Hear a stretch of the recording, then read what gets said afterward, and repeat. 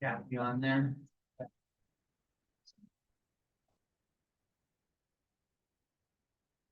No. Okay. At this time, we're gonna call Deer Lodge School District number 1 to order.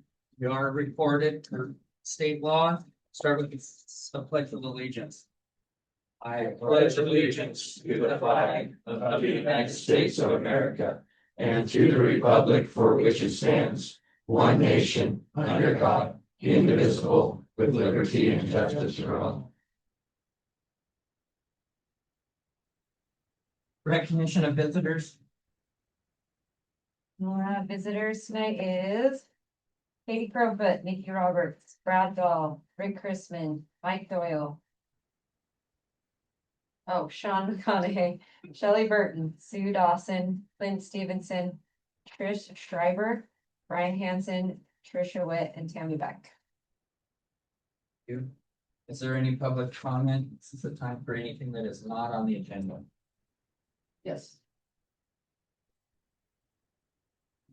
Mr. Chairman and members of the board, thank you for allowing my public comment. Tonight, we'll hear from Mr. Brad Dahl's report on the condition of our elementary campus, the structures we can see and touch. But there's another foundation we rely on that's less visible. The federal programs that support our students with disabilities and those at risk of falling behind. The federal government holding the purse strings to our district's federal program is shut down. And the staff of the U.S. Department of Education offices responsible for overseeing special education have been gut. During this funding lapse, obligated funds already awarded to the Montana Office of Public Instruction will keep moving through automated channels, but new awards and renewals stop. The U.S. Department of Education offices with special education oversight, like compliance monitoring, the civil rights enforcement, have no one to review state plans, approve corrective actions, or investigate complaints. The grant dollars may still move through the system, but when oversight collapses, who will protect students with disabilities or special needs when their needs go unmet, and who will guarantee their right to a free and appropriate education? I urge the school district to track federal fund 15 expenditures for our title and IDEA programs and to share any delays or shortfalls with the public. Our community can plan for boilers and bricks, but we can't replace lost accountability. Thank you. Is there any other public comment? Hello, everyone. My name is Trish Schreiber, and I just came to introduce myself to let you guys know that I am running for our state house district representative seat in 2026. And just wanted you guys to know who I am and know that I'm here, and thank you for your service. Is there any other public comment? Okay, move on to correspondence. Oh, We were just wondering about information to do with the swimming pool. If there's any new information, so we get the right information at this time. We'll do whatever we can to help. But we really miss the pool. We need. is there any other public comment? Okay. We can't respond or have a dialogue, so in public comment. We'll move on to correspondence. Yes, I received 3 letters of resignation from the persons listed as such, and I accepted that letter of resignation. And then I have a letter from Tony True, rest of the board, which Yes. I've not forgotten.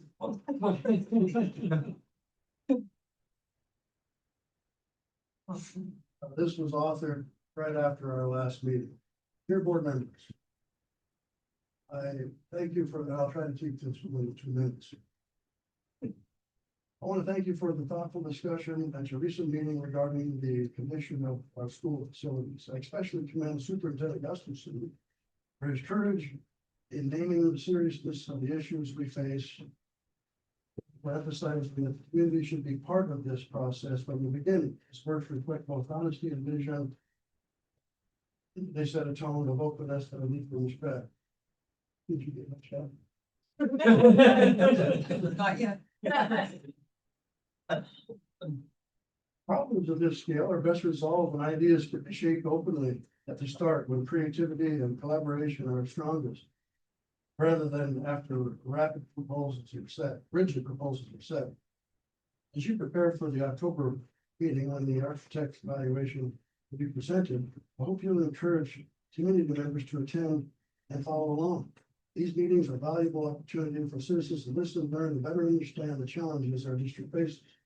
Because the meetings are also available via Zoom, and for later viewing, participation is also possible for those unable to attend in person. Encouraging attendance and openness at this early stage will help ensure that community members feel included in the process and are better prepared to support the difficult decisions that may lie ahead. If the school allows, I'd appreciate the chance to meet face to face, agree to this, and share how community members like myself can be most helpful in this as this process moves forward. With gratitude for service and leadership, Tony Chu. Probably is your phone number out loud. No. That's the phone. That's our phone. All right, thank you. Next item will be the transportation supervisor's report. Mr. Doyle. Now, I don't know what you want to hear, but basically, we have lots of good things going on, I think, right now. So we have our route drivers. Obviously, this is the first time I've been around it, but I think we have 6 really good route drivers right now, and hopefully we can keep them. And we have right now just one person that's subbing for them. So the other thing, did anybody tell you? I didn't know it was on the agenda. Nobody leaves this room tonight until they signed up to get a CDL. Anyway, so we are getting lots of help from different drivers, and we'll have 3 new drivers that'll finish their CDL by the time next school year starts. So I think we'll be having 3 more will be very helpful. We don't have to take all the teachers out of the school all the time. So we'll work on all that. So we have at least 3, and every time I go somewhere, I try to get 2 or 3 people to get their CDL. Eventually, we'll be able to everybody can drive their own outfit. We'll have to buy some more buses. Okay, the other thing we've done was you first of all, you got to look at all the stuff that Rex has done, because he's made this transportation thing very simple. He was very organized, and I'm trying to keep up with all the stuff he does. The other thing we've done was we've talked to MAD, the new kids that have opened up across from IGA, and that's Brandon and Levi, and they're going to come and do our maintenance and our oil changes and anything they can do as far as working on the buses that they can, which is both of them are fairly good in the diesel engine mechanics.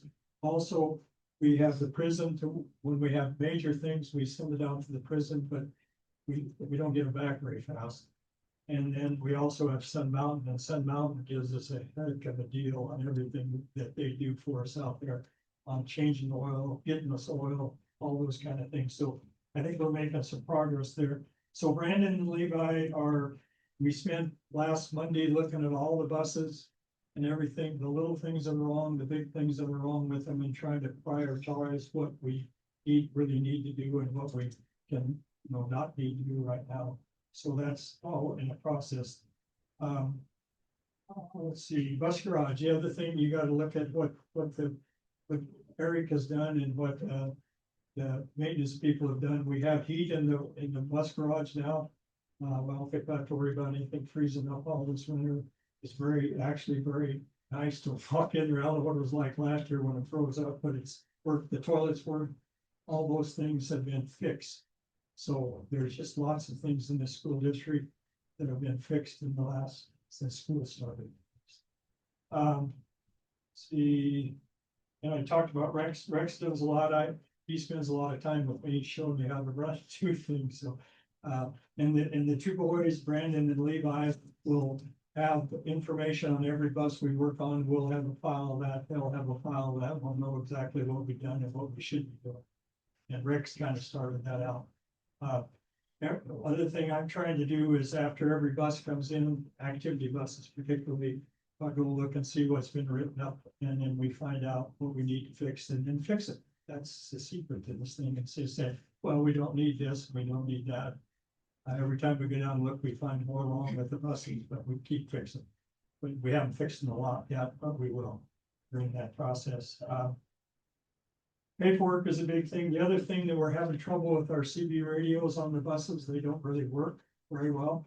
You can only talk to somebody 5 miles away, and that really doesn't do us much good if they're, somewhere on a route and they can't get, well, cell phones work actually better right now.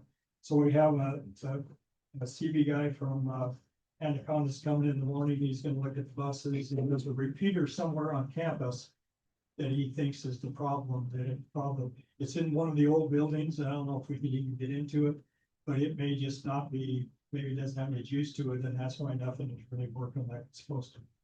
So he'll be in the morning, we'll check that out. And as we go along, we'll just keep doing those other things. Right up until Eric says no more, we don't have more money, that's when we stop. I'm waiting for that phone call. Okay. So that's all I had. If you have questions for me, I don't know if I'm doing what I'm supposed to be doing, but there's just lots of work to be done in this district, particularly on the buses. That repeater, I don't know if it is upstairs in Trask Hall. Do you think that's where it is? It might be, Is because that there the- was something, is the building right next to Yeah, the right. maintenance shed? That's what John Snell said it was. Yeah, I think it's- I don't know. Does anybody have a key to get in there? I do not. You do? Okay. So we might come sneak that probably tomorrow and we'll go in and look. And there's also, it might be hooked into the one the county has. They're not, he said, I'm not sure, it might be, it might not be. But anyway, they can, they can't talk to each other, they can't call the school. I mean, it's really kind of a waste of time to have them, so it might as well fix them. Any questions? What we should be doing and what we should not be doing? Thank you for what you are doing. Well, it's fairly, Rex got this started. He actually started fixing things. I drove a couple of, this last year, about January, and I wrote up a little thing in one of the buses, and so when I got here, I looked it up and there it was, still sitting there. Their engine light's still on. Yeah, it's still on. Okay, anything else? Thank you. Okay, no problem. I'm gonna go home. It's way past my bedtime. Yeah. All right, thank you. Thank you. Thank you. All right, yeah. Approval of the September 9th minutes. Been moved and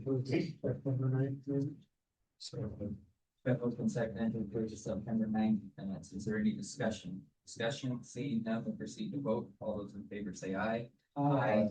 All those opposed, same sign, motion carries. Next would be the second reading and adoption of policy 2000.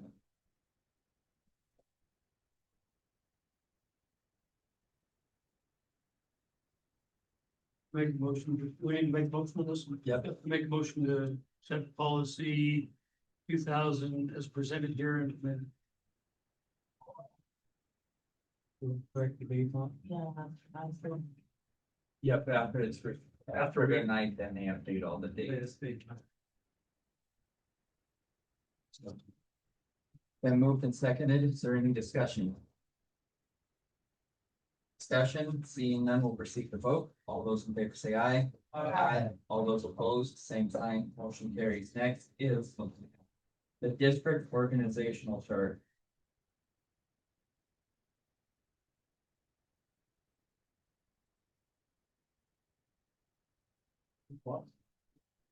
It's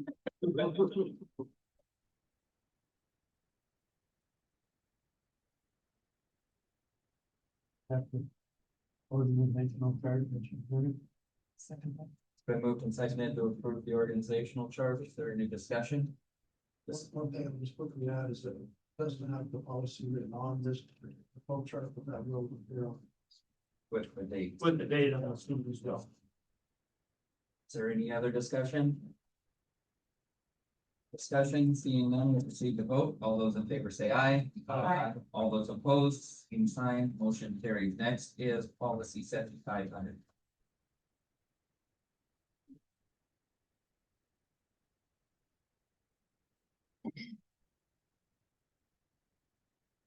This was some property records.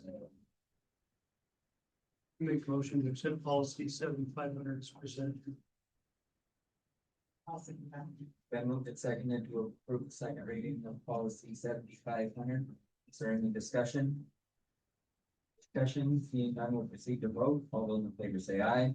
Aye. All those opposed, same sign, motion carries. Moving into new business, this would be the first reading on policy 1310. This was the one that our legal counsel at the August meeting suggested that there was some, it'd be a change. I forget, where was the change on this, Scott? Do you remember? The going into a second reading.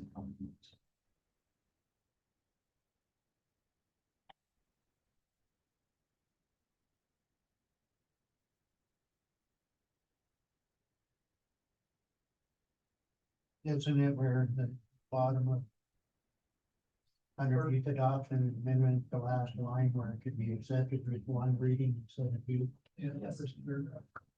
Paragraph. Yes.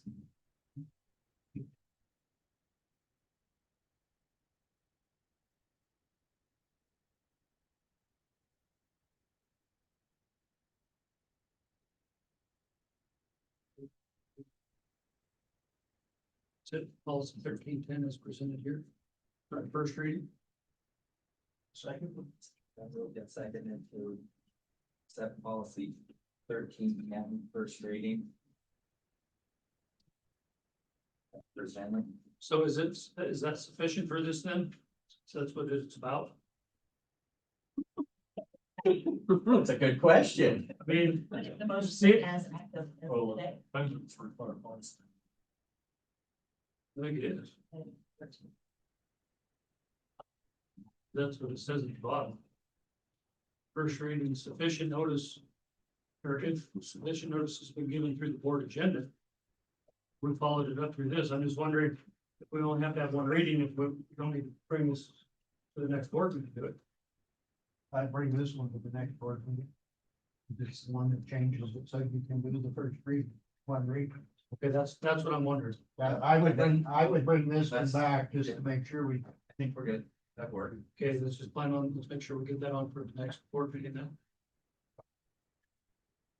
For a second reading. Yeah, moved and seconded to make changes to 1310. Is there any discussion? Discussion, seeing none, we'll proceed to vote. All those in favor say aye. Aye. All those opposed, same sign, motion carries.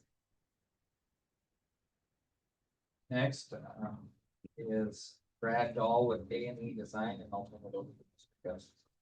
I'll introduce Brad Dahl. Brad works for A&E Architecture out of Bozeman. They do a lot of architectural projects, but Brad's department is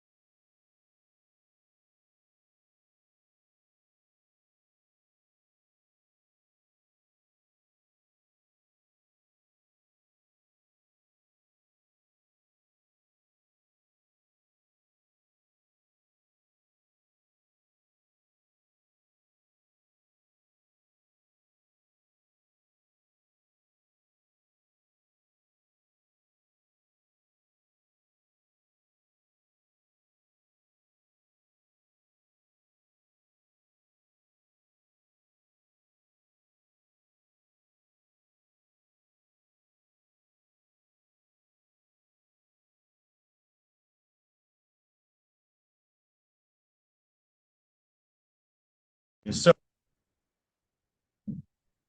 just, this is the team members I would propose through this process as we go through this with you. Just a little background on A&E. We've worked on over $490 million over the last 13 years across 22 different state districts in the state of Montana. This is not a foreign subject to us. This is something very near and dear of what we do. I mean, we are working with districts as small as Prairie, Montana and Shields Valley, Montana, all the way up to Kalispell, Billings School District, Helena. We are all over the state. But you know, your situation is not unlike what we see in a community like a Shields Valley or a Townsend School or Townsend or Lolo. It's pretty common. We've got a whole bunch of experience. I'm not going to go bore you to death on that kind of stuff. As a firm, you know, we have 120 different designers. We have 5 locations. We are in every major kind of city in the state of Montana. Like I said, we've worked with 22 districts and 115 school projects across our portfolio. So our process is very much one about being collaborative and transparent. We do not come with preconceived ideas of what you should be as a district from an education, from a facilities model.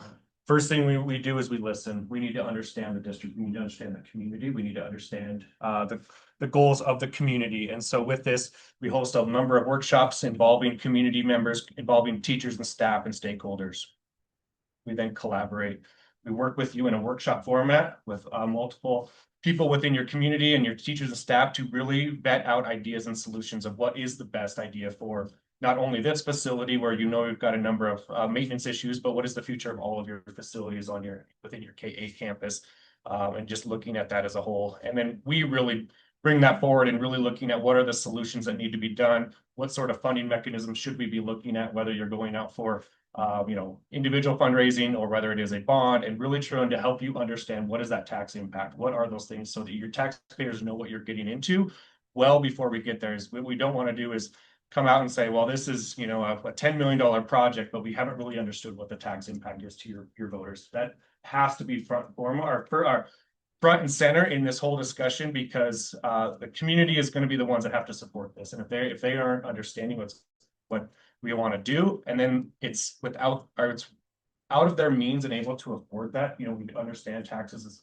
it's a 4-letter word, no one likes to hear it, but those are kinds of things that we want to make sure that we talk about very early in the process and understanding it. So what we have outlined is this is a planning process. You know, you've done some of this early up here, but we would really take you through this master planning. What we proposed is this kind of master planning, long-range facility planning, and a number of steps along the way, from understanding your existing facilities, understanding what is your vision for the educational vision of this district, and then really working with you through all of those creative solutions, and really understanding what is a long-range plan. Is we see so many districts throw good money at bad. They're just band-aiding solutions, which end up costing you money over the long run. And what we like to do is say, what are the needs of the district? Let's understand those first and foremost, and let's address those.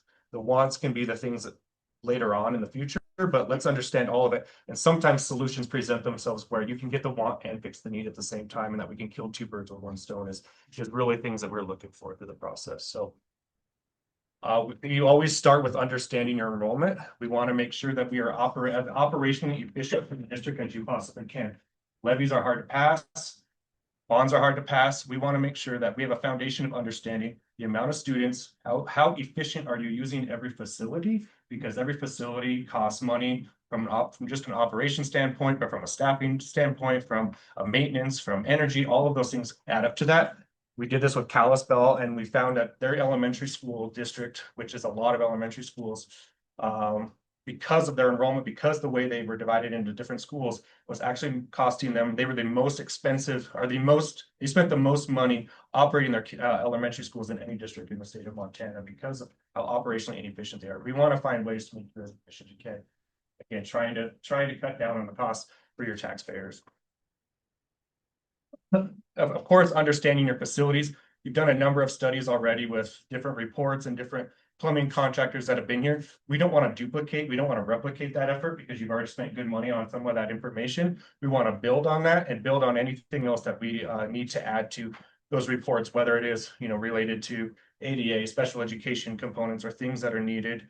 But then also what we have found is the network of schools that we've worked with in the state of Montana want to help other school districts. They truly want to say, hey, this is what we were able to do.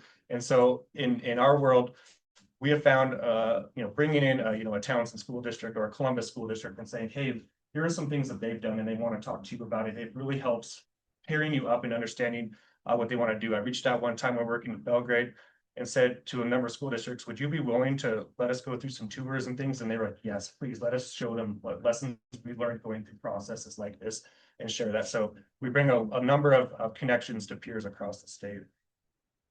Again, we just want to make sure that we align with your vision. Your vision is not, maybe Bozeman's vision of what an educational thing is. That's not for us to decide. That is for you to decide. It is our time to understand what that vision is and create the spaces around that to support that. In all that we do, we're going to make sure that we're looking at best practices in design. We're making sure we're going through all of these different things related to community use, all the way down to safety and security, a huge topic in K-12 design today. And then again, just coming back to the operations and maintenance, that we're being very thoughtful in that approach. Engagement is huge. So we have found that through these processes, the engagement is probably the most important piece we can do. And so what we look at is creating a number of different groups. The first being really an advisory team or an advisory council that is made up of a couple board members, teachers and staff, and community members, and maybe students if necessary, that really guides that process. And they are really the ones that shepherd it through the process. Along the way, we find points and we say we should do a community outreach where we have an open house. We have, Zoom calls or things where people can engage and understand what's going on. Best thing we can do is engage the students. So often they get lost in this conversation, but they often will have some of the best input in different things that are happening in the school that teachers, staff, or adults aren't aware of.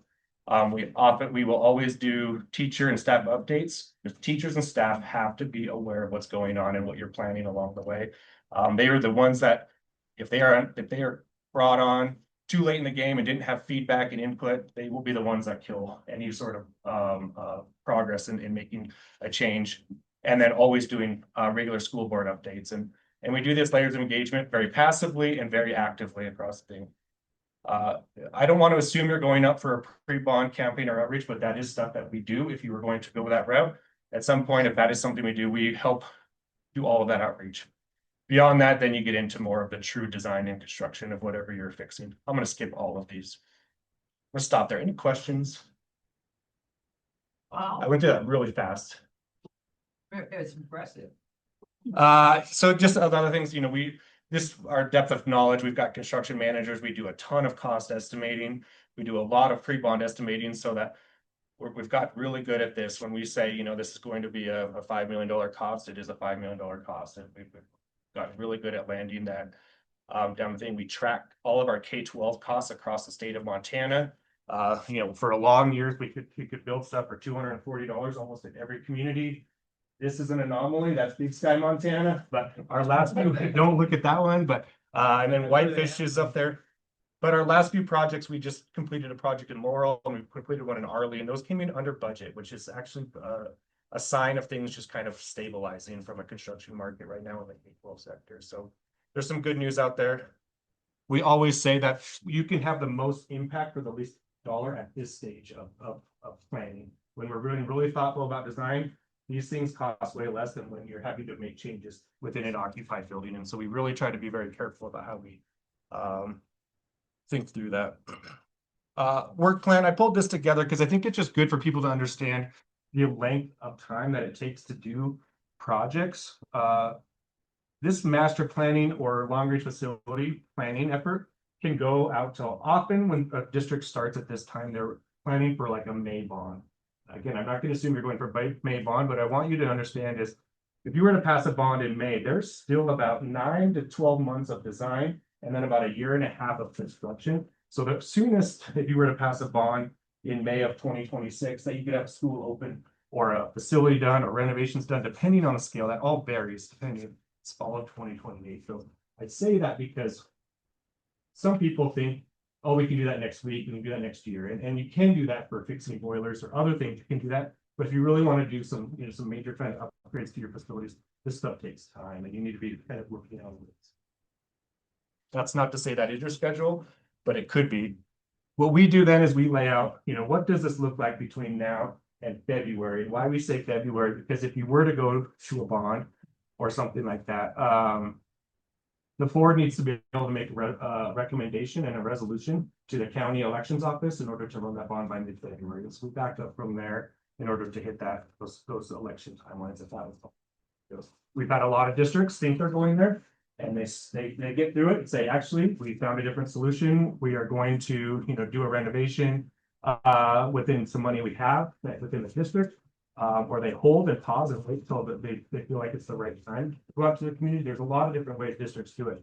And I don't want to assume they're doing that, but this is the process we lay out. And so what this starts to outline is these green boxes start to indicate, about every 2 to 3 weeks, we are meeting with that advisory committee that is made up of multiple stakeholders.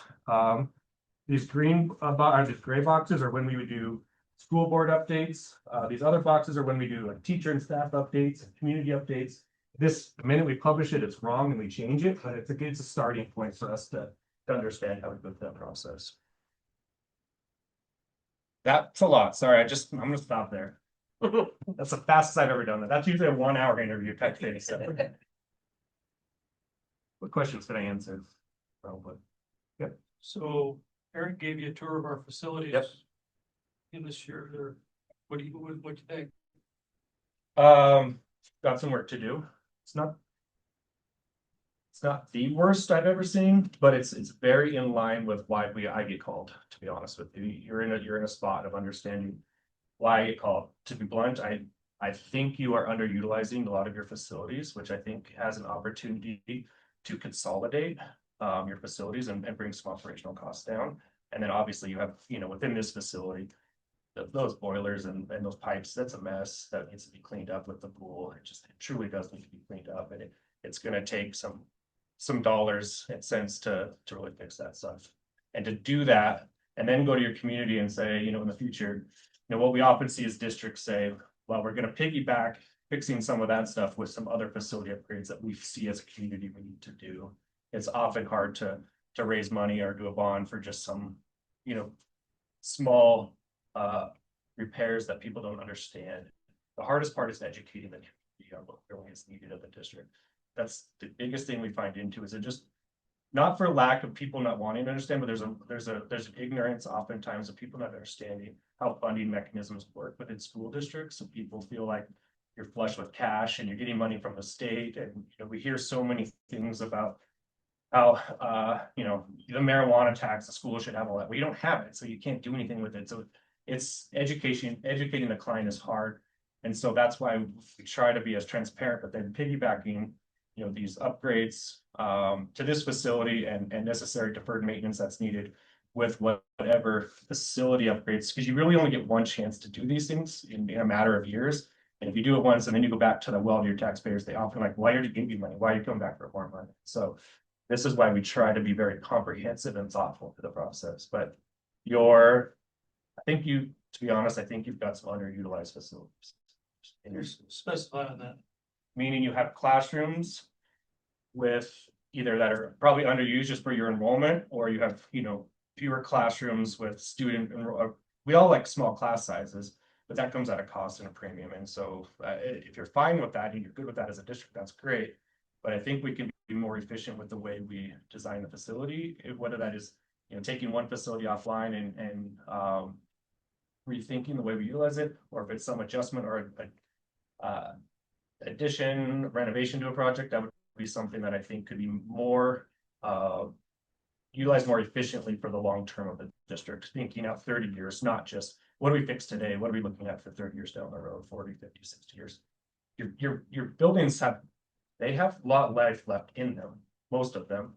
I am worried about what's the one up on the hill with the octagons, or that one scares me probably the most. Granville probably scares me the most. There's a lot of inflexibility with that being long term, and just some of the plumbing things we saw in there are a little scary.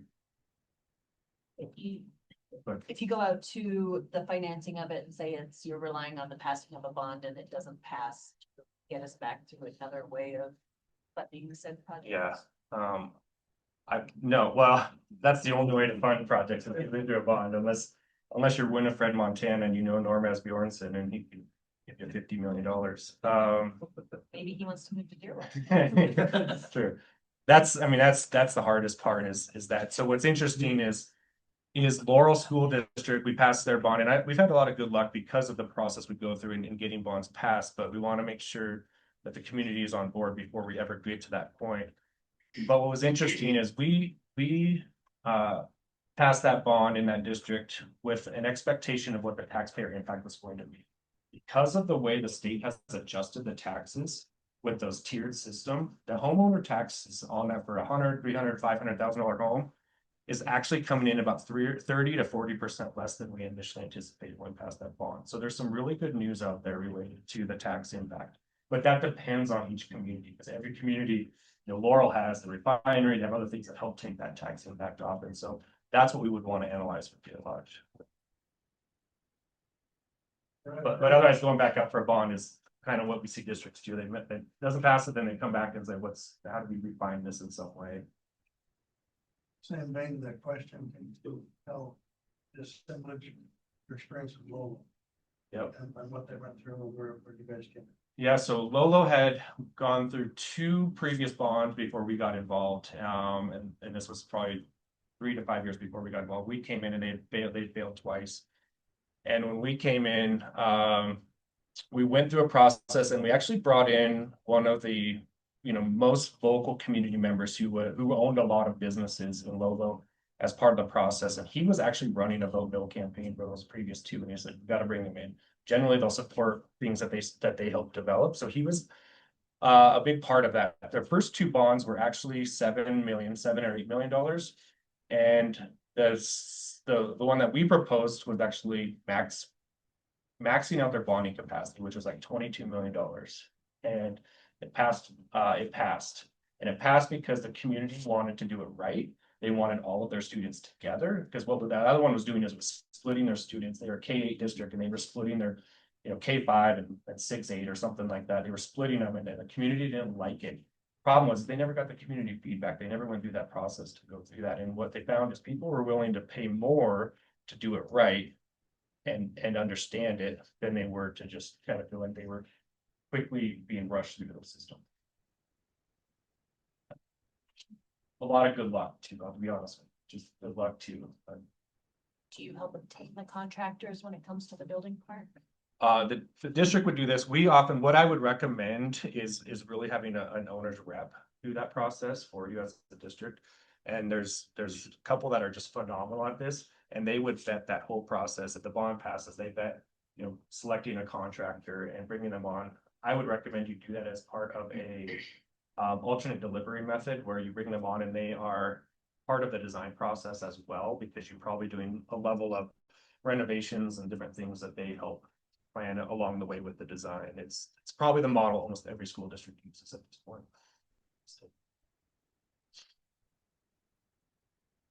So what we put in front of you is really our proposal to take you through this process, and that was sort of the idea of showing you what we take you through with what we proposed in that proposal for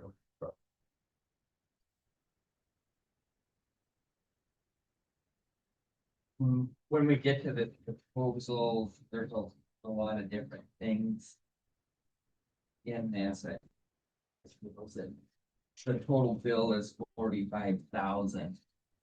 Is there some of that flexes, because we've had different organizations in here and look at different things. I believe we've had 3 different groups look at the pool and have 3 different answers of what is wrong.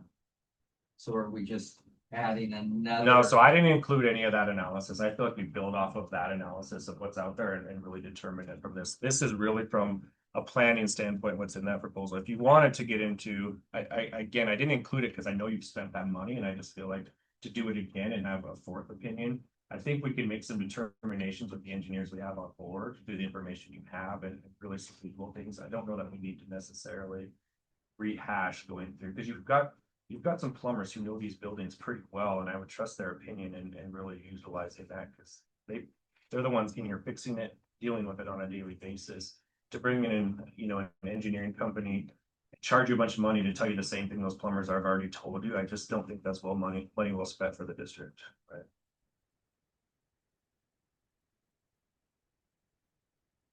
Our just, I trying to find the right way to say this, but our cost will exceed that 45. So just so you're aware, we did the same thing for Laurel and Townsend, and our costs are generally around $80,000 to $90,000. But we just knowing that we are a vested partner in this and the work that we do for these communities is something that we take pride in.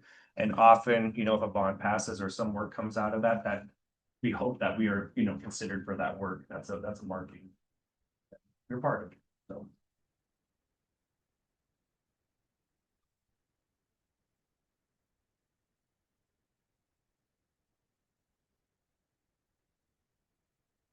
We wanted to watch your watch online. Then this is something that. The one I'm giving you right now? Yeah. Oh. Everybody wants one for a whole hour. I don't have it recorded.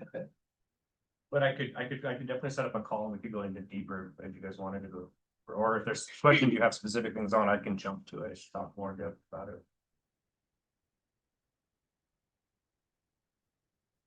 When you said it would cost double of what you have quoted here, what part's going up, like your time? Yeah, the time, putting the preparation, the meetings, I mean, yeah.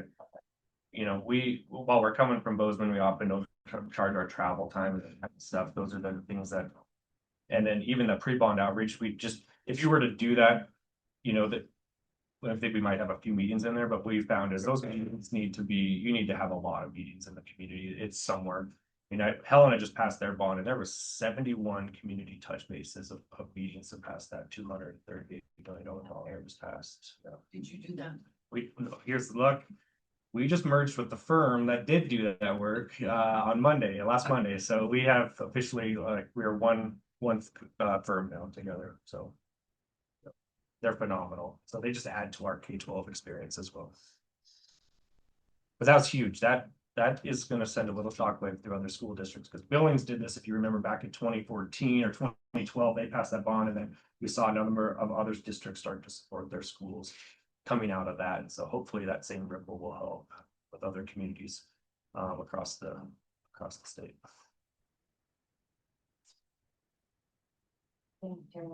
Increased housing.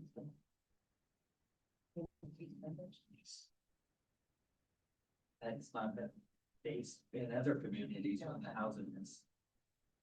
Especially in these smaller communities and go down in the Ruby Valley, they've increased the number of housing and their enrollments stayed steady.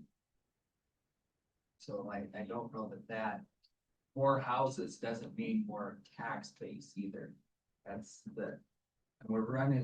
that's where we run into some trouble because we're talking elementary only. So we're talking from Garrison to Galen. And so much of this is owned, so much of, we have the businesses that, we've got one business that their taxes have gone up from about 75,000 to $350,000 in a short period of time. So we gotta be sensitive to some of that too at the same time. And we've got a lot of state-owned land that at one point had been on the tax rolls that's not on the tax rolls. So one of the first things we would do is work with D.A. Davidson. So they do a lot of that tax planning, and what we'd say is, what is your bonding capacity? And then what are just some hypothetical, like let's take a 5, 10, 20 numbers and say, what would that tax impact be for those metrics, and saying, okay, if you own a $300,000 home in Deer Lodge, what is that tax impact, you know, on a monthly basis and an annual, just to understand the magnitude of what we're talking about. If we're asking people to spend $25 a month on a thing, that's be really hard to sell. But if we're asking them to spend, you know, $2, $3, $5 a month, that might be something that's more palatable. And so that's how we start to kind of create some magnitudes and understanding of, you know, I walked into Laurel and they're like, we want to build an $89 million building, you know, a couple of us, mega elementary school. And the minute we looked at it, I was like, no, you can't, there's no way you can put that on your tax base. They won't support it. Yep. Do you include leveraging the state's major maintenance fund as part of the plan? We have never done that, no. We just dumped a bunch of money into. That's good to know because they have yet to ever fund capital projects with state funds. I've yet to doing this in 12 years in Montana. yeah, to see them ever put any money towards capital work. Yeah, and I don't understand how it works, but I understand that it's part, it involves money. Yep. As well. Yeah. Just to get that money. Yeah, generally, school bonds are for, for these kinds of, projects or maintenance and also, capital work, but levies are often operational, they're operational. So we've got an issue with the state funding for school districts in the state of Montana. It's tough. And everywhere I go, it's the same kind of conversation. Yeah, I just heard it on the news, but they put a significant amount of money. That's good. By part. If that goes, you're gonna have a fight on every school district in the state of Montana that fight for that money, which is 300 some districts.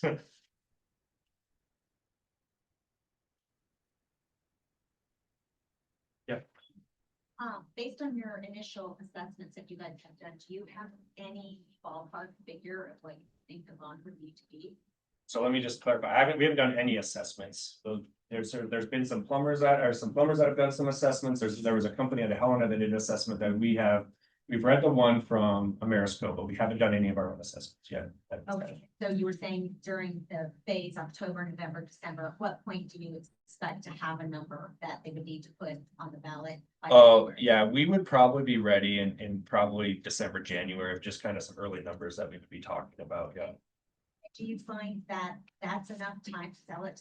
No, so your bond selling, I mean, during that process, we want to be bringing people in and saying, hey, we don't know what we're doing, but we want your feedback, as neighbors, as people who live in the community, what is your feedback? And then once the board passes a resolution, if they were to pass a resolution in mid-February, end of February, which is when they would need to do that, then you have from February to May to really do that outreach and campaign of here is the bond, here is the cost, here is everything that we have planned, and here's why.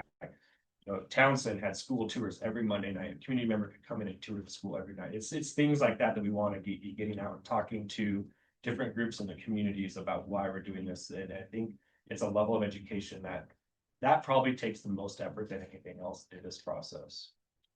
Yeah. Follow-ups, sorry. So you said that you worked in 22 districts throughout the state. I'm wondering how many have started the process and not that you guys have worked with and haven't been able to pass their bond. So the only one I haven't been able to get a bond passed in this is Hamilton right now. Right. So I've knocked on wood for a while there. I was on 13 for 13, but now I'm at 13 for 15. So or 16 or 17.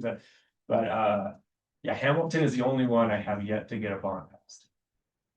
Yep. Last one. And I know in Helena, there was a C4 that established in order to help lobby for the bond. That's huge. Huge amount of it. That's huge. And they raised a lot of money just to support the passing of the bond, which barely passed. Is it your experience that most districts need to engage in lobbying in order to make that happen, like professional lobbying?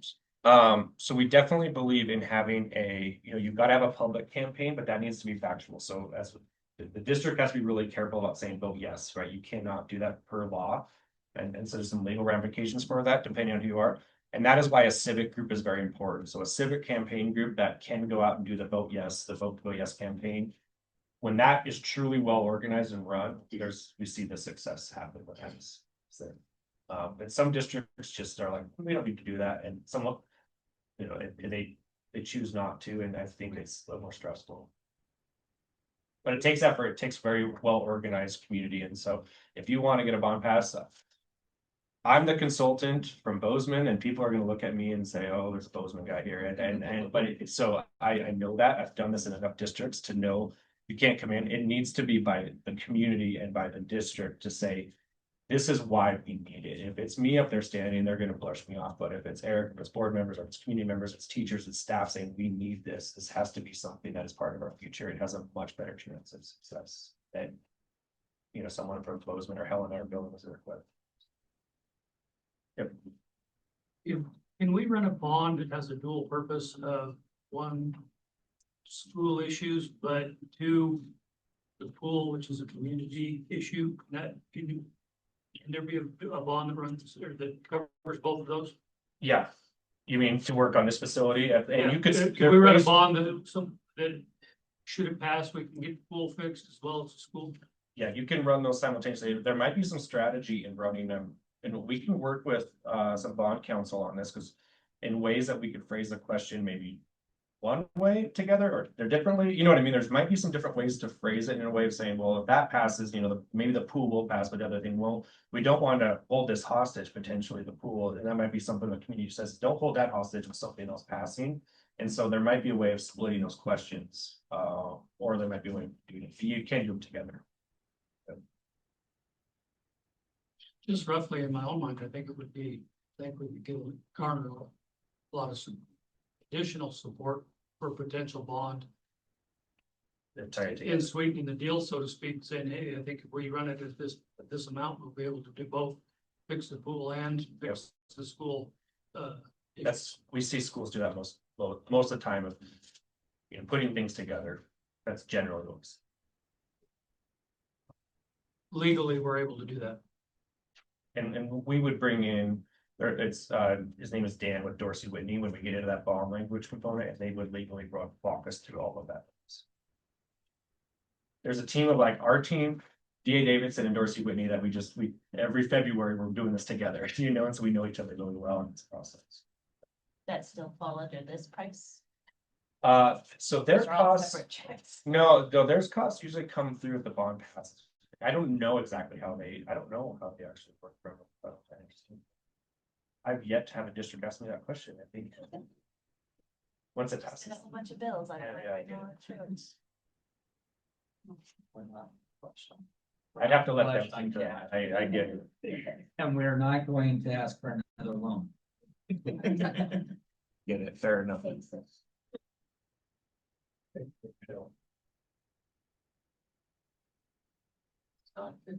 Could I ask the board, what do you have to do? What's the first decision you have to make here? As a board? I'm having a hard time deciding.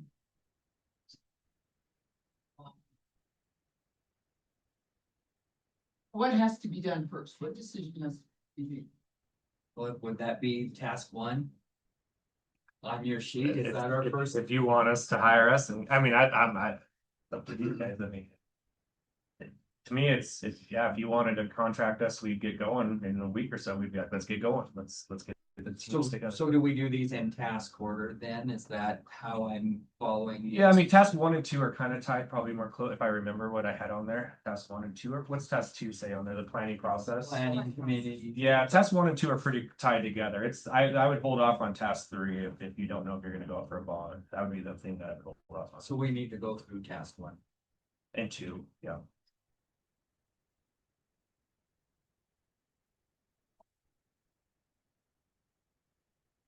Money up front, payments. So Eric asked me that, how do you bill? We bill after we've completed the work, so we bill monthly and we bill based on a percentage of what we've completed to date. So if we've completed 10% of the work that we've done, that's if that was what we did in October, we wouldn't bill you until November for that. It's not just an upfront cost. What's that? It's not an upfront cost, we want the whole check now. No. Looks like a percentage. It's incrementally.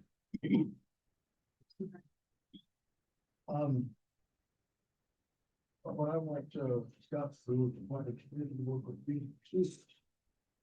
The committee, having some teacher involvement, having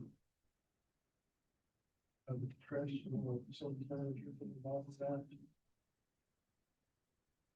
A nice team of what direction do they want to go with this one. Of course, if we're going to leave task 1 and 2, the board has to decide that. Plus, Derek's got to show you where that money's going to come from.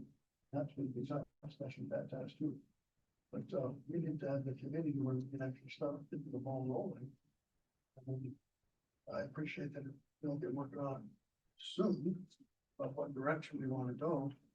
That would be more real. And I'll talk a little bit more because she asked a question. I'm going to address that. Okay? But this building can't wait much longer. So that's why I want to ask her to appoint maybe 2 board members. I can get together a team of teachers and especially myself to pursue this, and then we would call special board meeting and have a conversation about what this group's thoughts are. That's what I think we need to do. And, but coming up with the initial monies to pay them, because we have to know what this is gonna cost. That's not free. And that, it's gonna be a big dollar just to fix this building, let alone, Brandon. So, unless the committee can actually get to work on it, then we got to force out one. So, committee then, stage two, that's gonna be tough to find out from bid. And after that, then we run a bond, then bond gets to start paying for these things. That's what we gotta get ready. You think of that, Brad? The committee will decide, and if they think this is where we're headed, we'll have a special meeting. And be back on track for November. And Is that, Brad and I had a good relationship, and I can ask him, what do you think about this? What do you thought this would be like this? That's not necessarily ringing the cash register, but it keeps the train on the tracks. So. Yeah, and we want to be good partners to you, and so as best we can, if we need to adjust some of our scope to get fees down and things that we can work with on to say, okay, how do we, because ultimately we want to see your learning environments to the specifications, operational system that you want them. I mean, we want every student to have that opportunity as to learn at their highest potential, and that's our goal. So is this committee open to some community members, or is this strictly all committee meetings have to be open to the community. You're asking about it, to be honest, and I think that's a work in progress.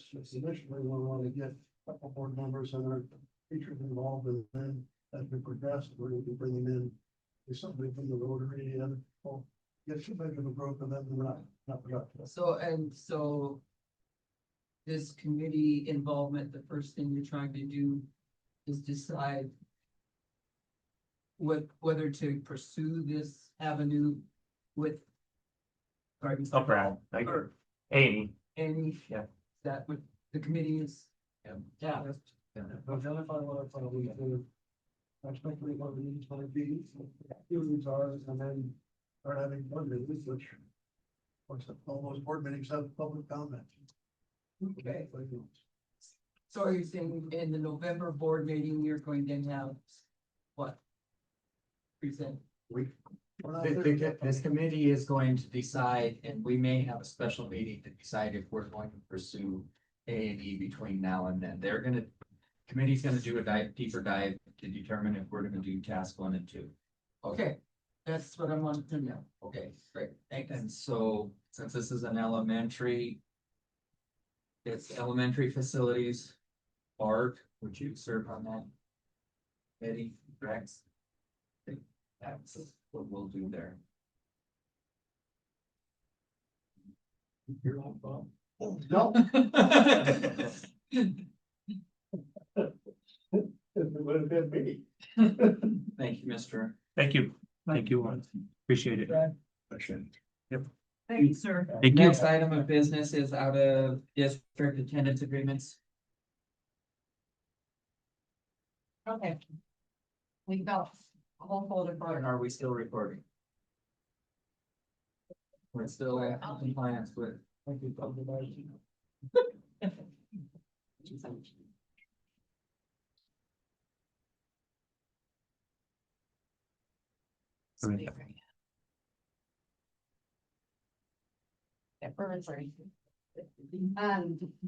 You guys can pass these around and look at them. We just need to get them signed. Seems like a lot. But these aren't any kids that came here last year. They're mostly gonna be. It's going to drop and stuff. The first two are out of district. So.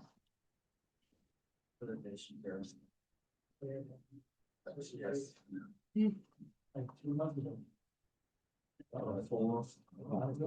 July 1st, but. We have yet to. But we have yet to see. The out of district agreements.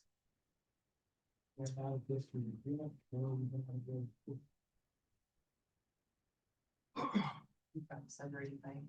School and grading. Second for that. Yeah. Those are, you know, not many of them.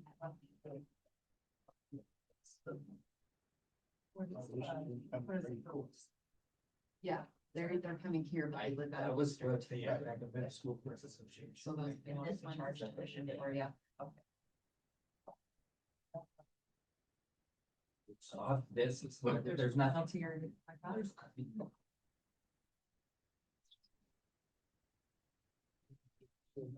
Yes, we could say no, then we are date.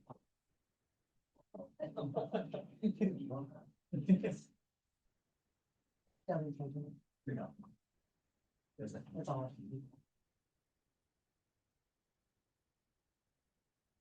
Still quite handsome. $1,500. It's just actually hard those.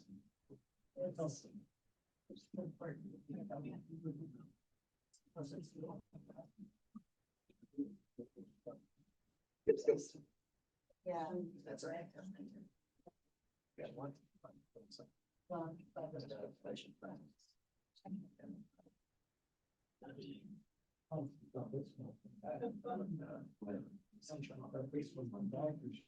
Sound good.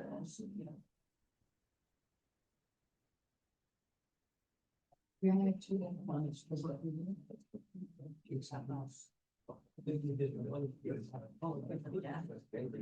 Yeah. All right, I will. That's an outline. Okay.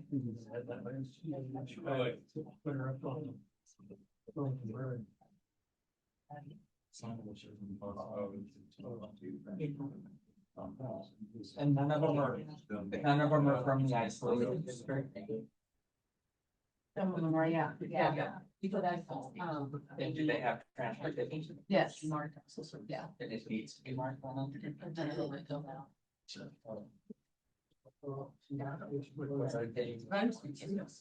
I mean, Yeah. Almost handled it.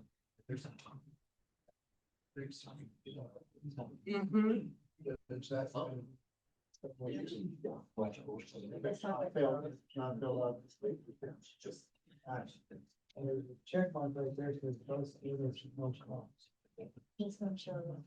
So they're close enough to the bus stop. They're marked right at the bottom.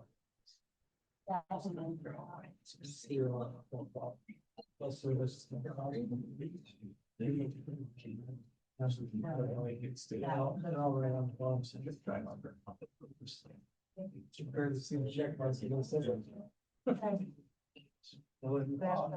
Does that mean you don't have?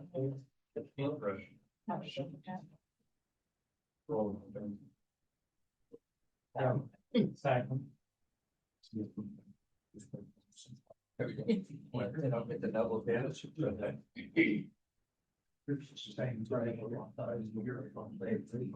Well, these ones are here.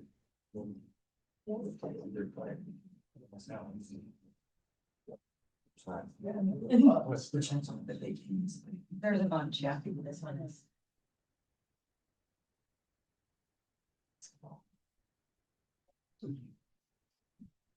Like, that's true.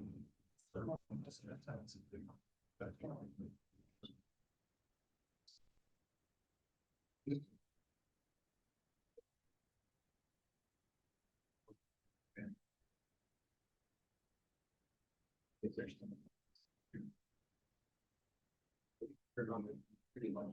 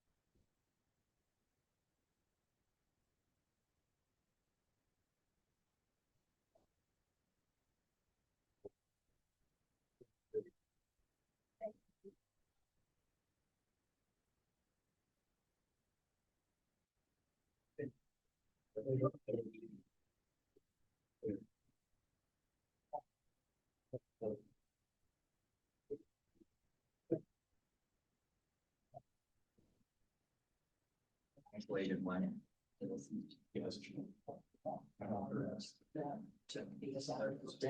All the isolated ones. So.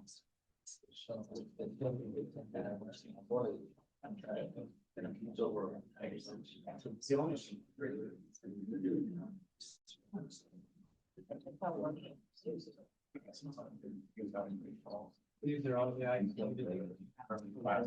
Like the small house or house. Oh, I know. Or habitat. What else? I'll get them up. What?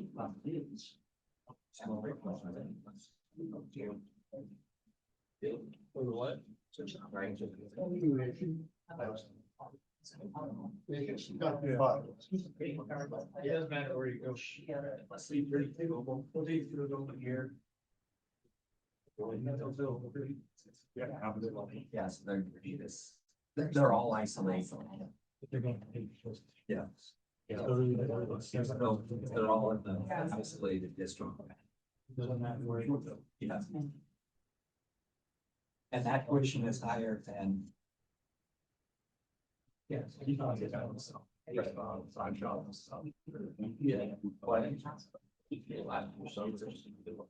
Good so far, Will?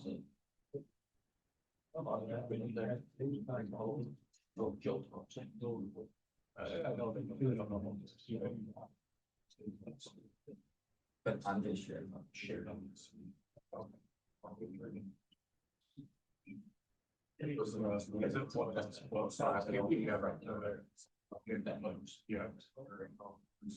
Just trying to. The first thing. The district. Yeah.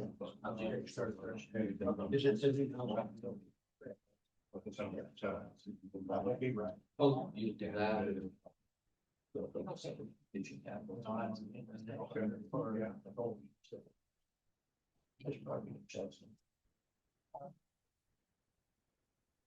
Yeah.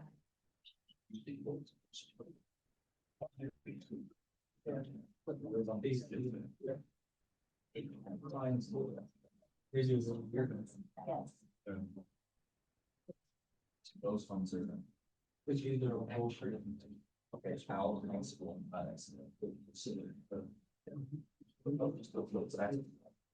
Four down, or last year, that was a question.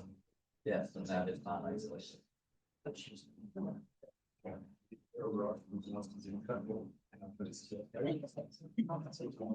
Yeah, that's over some. This is awesome.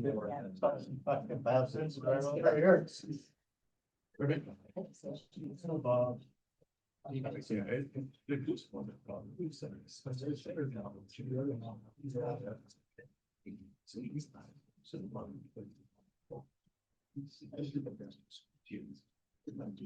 Part of the ones and see.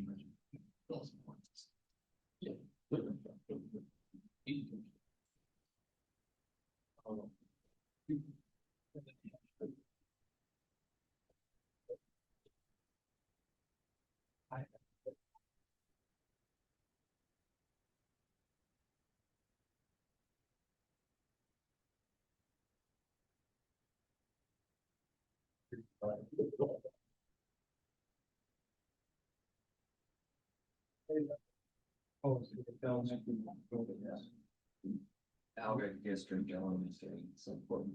That's something. Yeah. That's. Your logic? Yeah. That's one.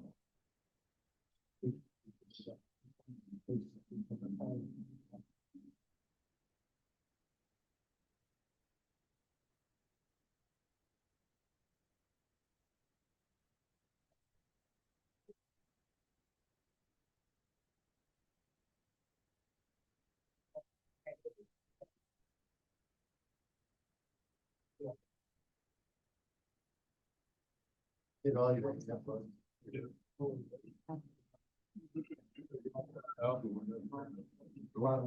Big well, or out. They're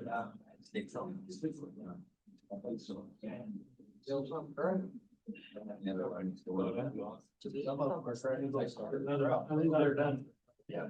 You better turkey cows and. That one I had.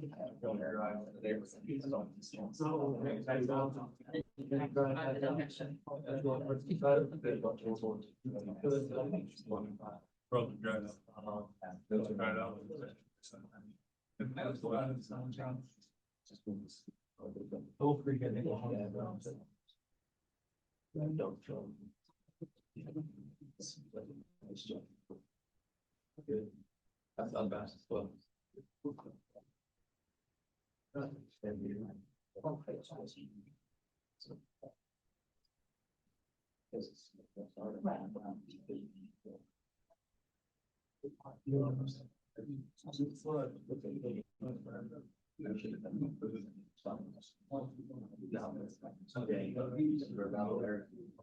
That comes with both sides.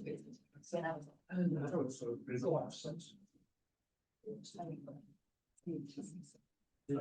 Yeah, sure.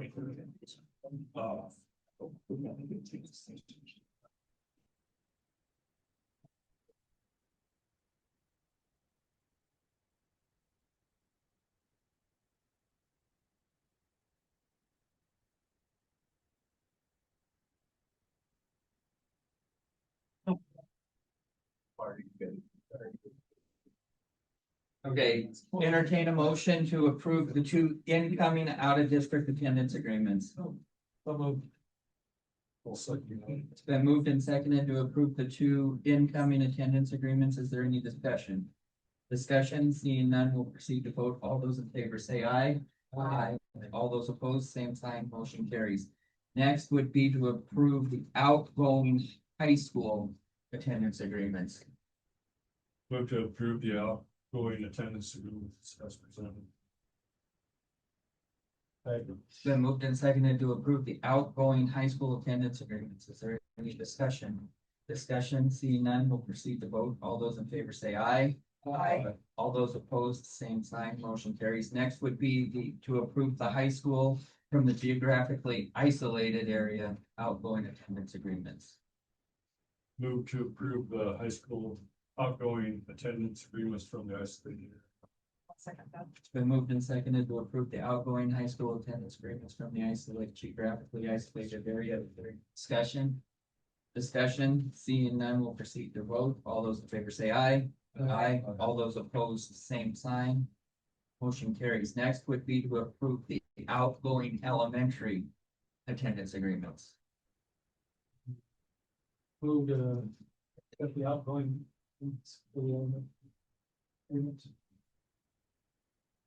I'll second Texas W elementary. Two of them are not. They do not check transportation. Last two. There's no transportation. Check. No. Oh, it's just a simple error on their part, Well, there's no transportation.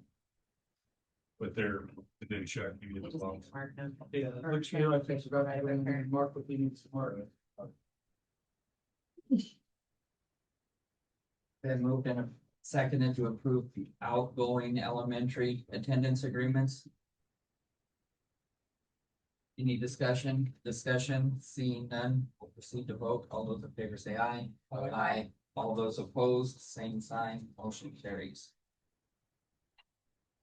Next is the county shortage on the mills that were under collected for the elementary retirement and transportation. So a meeting was held on September 16th. Presiding officer of the county commissioners, Bill Hooker, was in attendance. County Superintendent Carrie Blisson, County Treasurer Pam Rygaard, Avon Elementary Chair Heather Quigley, Ellison Elementary Board Member Kelly Clark. From OPI, there was Autumn Warren, the budget analyst, and April Grady, the CFO. Representing this district was Eric Gustafson, Tara O'Leary, Leanne Pomeroy, Kathy Clark, myself. At the meeting, it was made clear that the county commissioners put through the resolution to collect the uncollected taxes from the prior year.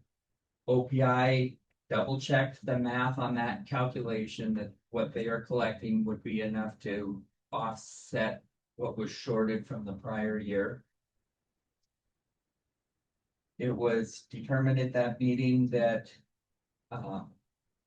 they would double check the offices with each of the district clerks.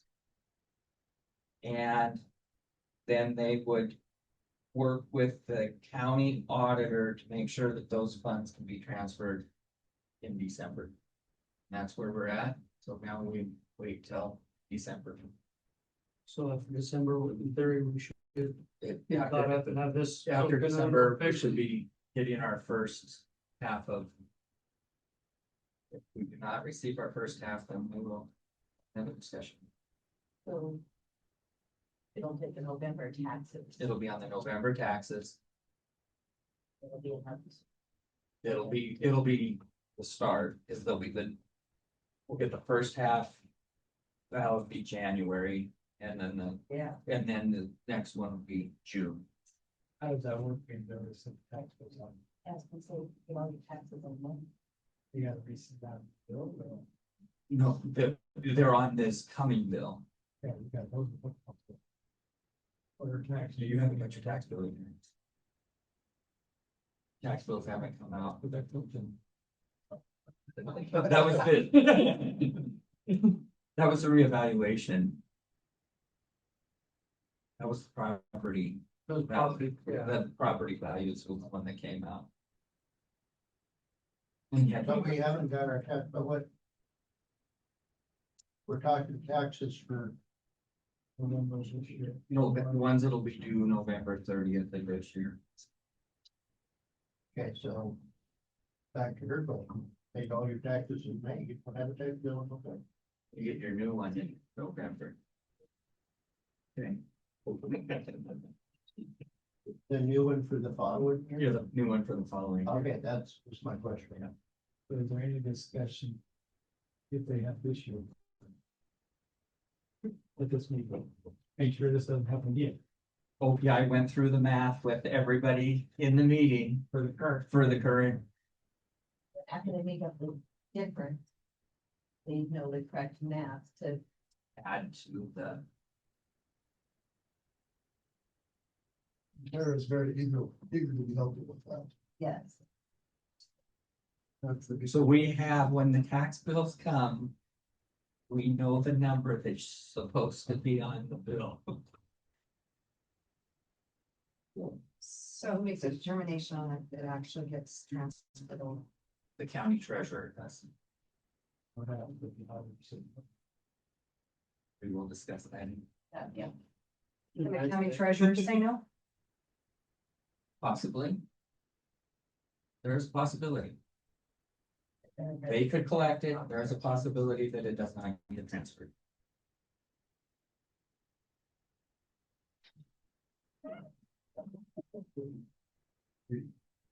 That's, No problem. No problem. so we've got assurance from the county commissioners, which they passed resolution when we're at, that they are going to collect. So then that goes back to the treasurer anyway. So we will wait until December. Were they backing in front of you? Kind of, yeah, a little bit, I think. They were very helpful, the OPI folks were very helpful in explaining. Everybody at the meeting it was a very productive. Just caught some of them after they came from the fairgrounds. So. That's where our tax. That's county shortage. Any other questions? Renew coaching contracts.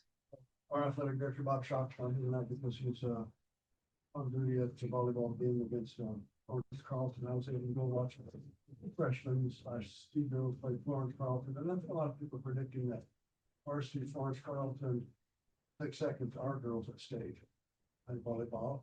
But, Forest Gulf is very salty and I only got to watch C, but I don't know what you saw the clip, but those were very evenly matched. I didn't see them. very good. Yeah, our C girls look very, very good. Really salty Forest Gulf. So kudos to our volleyball program. But that being said, Bob would have said that, I'm sure. But, recommendation for junior high girls basketball, Jody Walker and Bailey Brown, and junior high boys basketball, Kurt Walker, renewal, and then junior high. Bailey Brown's crossed off on. Yes, Oh, sorry. no, yeah, no Bailey. Jody Walker, Kurt All Walker. I got is get crossed out. Okay, so we have a motion to approve Jody Walker. Okay, approve Jody Walker. Oh, You can. yeah, you can. There you go. Junior high girls basketball. Second, It's been moved and seconded to hire Jody Walker as junior high girls basketball coach. Is there any discussion? Discussion, seeing none. We'll proceed to vote. All those in favor say aye. Aye. All those opposed, same sign. Next would be junior high boys basketball coach Kurt Walker. Move to hire, junior high boys basketball coach. Been moved and seconded to hire junior high boys basketball coach Kurt Walker. Is there any discussion? Discussion, seeing none, we'll proceed to vote. All those in favor say aye. Aye. All those opposed, same sign. So it'd be a junior high wrestling coach, Orly Belden. Motion to put Holy Paladin as junior high wrestling. Second that. It's been moved and seconded to approve Orly Belden, junior high wrestling coach. Is there any discussion? Discussion, seeing none, we'll proceed to vote. All those in favor say aye. Aye. All those opposed, same sign. Next would be the junior high student council advisor. Motion to junior high student council advisor, Danny Pro. I'll second that. It's been moved and seconded to approve junior high student council advisor Danny Pro. Is there any discussion? Discussion, seeing none, we'll proceed to vote. All those in favor say aye. Aye. All those opposed, same sign, motion carries. Next is addition to the sub list. I'm gonna slaughter them. Bukowski, Carolyn Bukowski, and Olivia Hathaway. We believe accept Carolyn Bukowski and Olivia Hathaway in addition to our sub list. Awesome. And everybody gets to participate. I was waiting for Bob. Been moved and seconded to add to the sub list. Is there any discussion? Discussion? Seeing none, we'll proceed to vote. All those in favor say aye. Aye. All those opposed, same sign. Motion carries. Next is sub route driver and activity driver, Mark Sackman. No, this isn't everybody. This is you, Bob. You can do it. Okay. Hire Martin Sackman as the. Would you have time to do it? I don't know. I don't think so. Right. I don't think he has time to route drive, but he has time to actively drive. Like on, Put them on the list. They said, I don't know why I he'd be on the questioned, sub right. I asked Tara that and they said he's got drivers on his routes. Oh, he's got extra drivers? He's got extra drivers. Oh, okay. which would free him up. Okay. Good.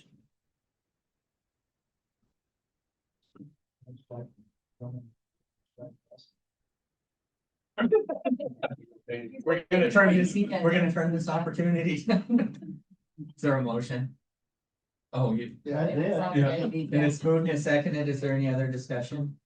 Discussion, seeing none, we'll proceed to vote. All those in favor say aye. Aye. All those opposed, same sign, motion carries. Next is a high school assistant girls basketball coach.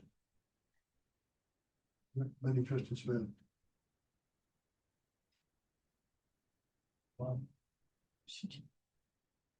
I move we hire Kristen Smith as the assistant girls basketball coach at Lisbon.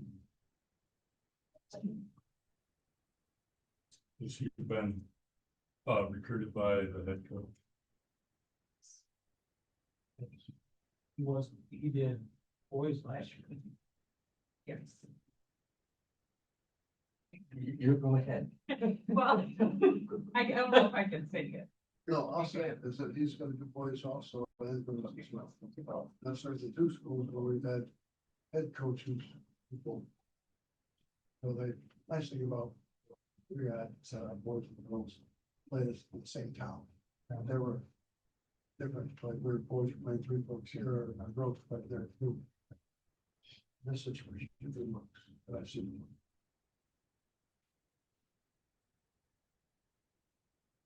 Is there any other discussion?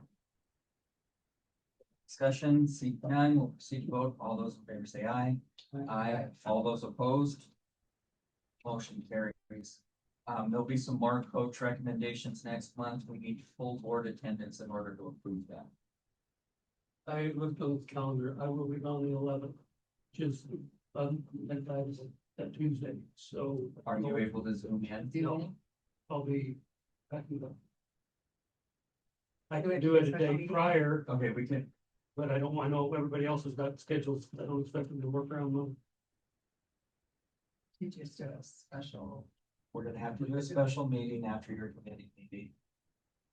Just make sure that the newspaper announcements, Has to be, yeah. A certain amount of days, or right, or something, under 2 weeks. 15 days of team.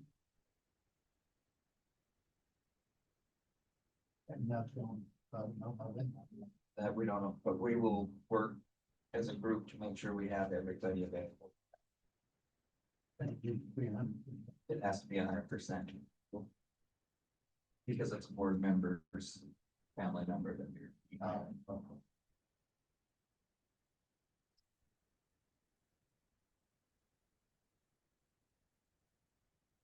Not gonna break the stigma. Well. Okay, that's it on hiring. We'll have the principal's report.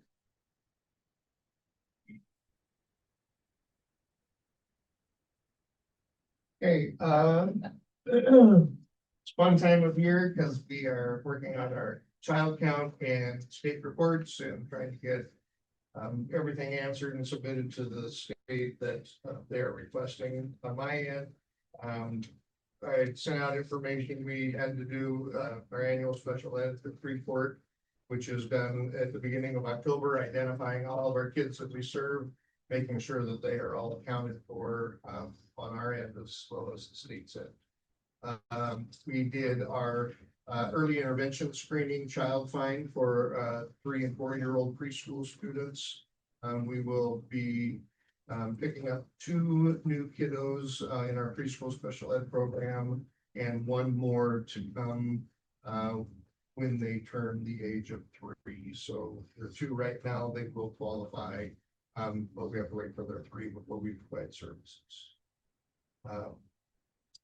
We are, at least on the K-8 side, looking at the numbers of what we submitted. It looks like we have about a percentage of 20% of our students that receive some type of service, whether it's speech language, which is a bigger group, and then some other resource, either learning disabilities or other health impaired that they receive services. So 20% is actually down.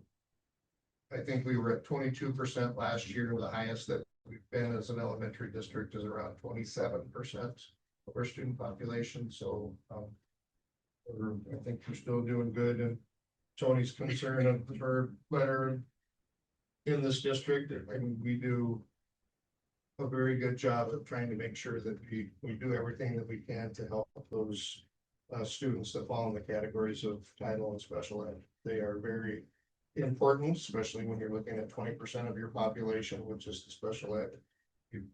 They're not just a number, we gotta take care of them. So we are diligent in meeting those needs. So just wanted to give you that reassurance as well. We had the firemen come to visit on Friday. It went very well. It's always a great time for Spirit kids to interact with our local fire department. Sounded like everything went very well. We are out the end of this week for our MCEL training, state teacher meetings and administration board. We will be in Helena. And next week on the 22nd, we have an early out for professional development and PLCs. The K through 8 staff will be doing a follow-up training with the SAVAS, our English Language Arts program. So we have the 3, 6, 7th, and 8th grade staff. They'll do their training in the morning. And then after the early out, the K through 5 staff will do their training with the SAVAS group. We're working on putting together Veterans Day celebration. We haven't done it as far as providing a meal and special activities for our veterans, but we're gonna get that up and going again. We will have a luncheon. We'll try to have some music and some artwork from the kiddos and recognition, their poems or something that we can do to help celebrate our veterans. And we are nearing the end of October with our Halloween parade. Looking at the intersection, I'm not exactly sure what that's gonna look like as far as sidewalks on Main Street, if we're done by the end of the month for our Halloween parade.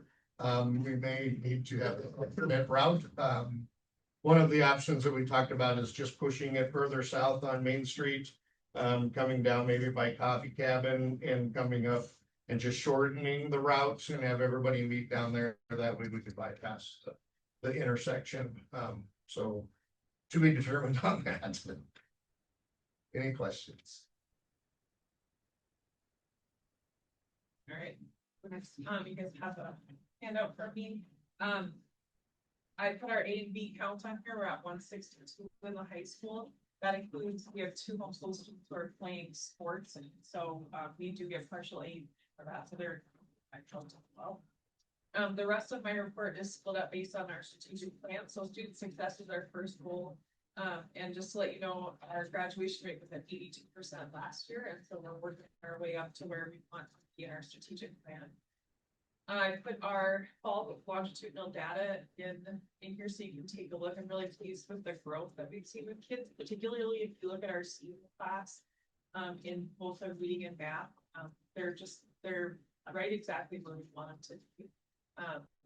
Especially coming off of summer and having them test. I mean, those are really good numbers. So you can see how they've done over the years, but having 84% specifically in reading of our students that are above benchmark is a fantastic number. So that says a lot to what our education looks like K through 12. That's our pinnacle, it's our seniors. Next we did our safety team meeting last night. We had 17 members, including the sheriff present. And so our next step for safety team is going to be to work on scheduling a district-wide active shooter training. And again, our goal for number 2 is our alignment of resources, programs, and services. And our responsibility according to our strategic plan is to have a new plan created by this spring for the district. Third is our community and parent engagement. And we had our PAC meeting October 21st, and we have 6 new applications for positions on our PAC, which is fantastic. I'll let Shelley talk about the rest. And we've started work on the discipline matrix for the district as well. So, and I would like, we just talked about this quietly, but if we would like to see our PAC be part of the committee for the building as well. That's questions. Yeah. I have a couple questions. On your graphs, I see everything has come up really good, but I just looking over all of them. It looks like 22, 23 was kind of a down year for a lot of red, a lot of yellow. What was the cause of that?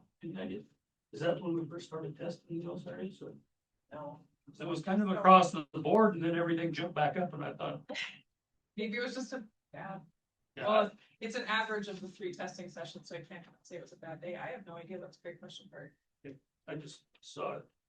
The other question I had too, I was looking at the numbers on the 11th and 12th grade, and I know back when we were on the high school board, when we just had that, you've always been good about giving numbers.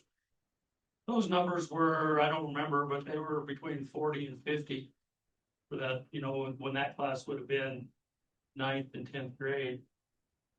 Are you looking at your enrollment? Oh, enrollment. Yeah, enrollment. So if we went roughly from somewhere between 40 and 50 on those to 26 and 33, what's your thoughts on that where are they going?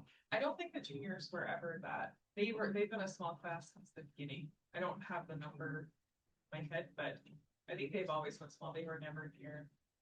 I think they were maybe 37 at the most. Okay. So I did kind of a breakdown, we had about a third of the students that are no longer represented in those numbers, about a third moved, out of district.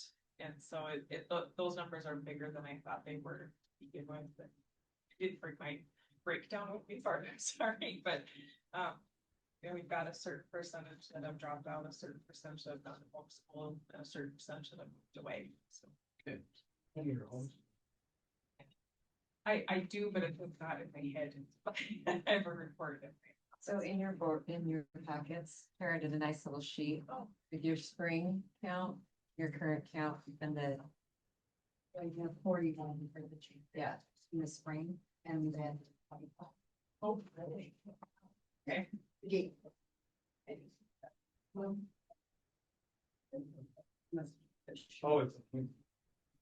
Oh. Wow, that is, I have no idea, I can deep dive though. That's Yes, that is a good job. So the current was that was what she ran in September there. If you're looking at that, and then the red is at the actual fall enrollment numbers. So you can see they're Did even she lower. drop I don't them think she did, did she roll them a grade? because if you look at 10th grade, we didn't go up 20 some kids in 10th grade. Right. So the question is, so we comparing apples to apples or? Oh, I see what you're saying. And it's probably 11 issue, Yeah. Right. 33 to 20. Yes, that's what I. Okay. Yeah, she might have those off. So the 47 and 12, that's why we're graduating. Yeah, So that one should drop off and we should move down. Yeah, looks like it. yeah, great. Oh, or you can look at these ones too. Yeah, I just wondered what the breakdown was. We're talking in lost enrollment across the district, and we're trying to figure out if there's. What's causing it?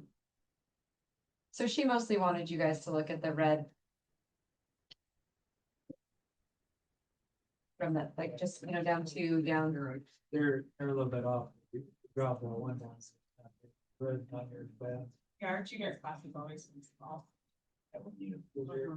You're only went Yeah. from 33 to 20 weeks, it lose 25. right. So those numbers fall Plus the off. 24%. And typically, at the beginning of the school year, we have a lot of flux, we have a lot of kids that move out and a lot of kids that move in, and I think this year it felt more like we had a lot of kids that moved out than in, and that's families moving, it's not just kids. I couldn't tell you.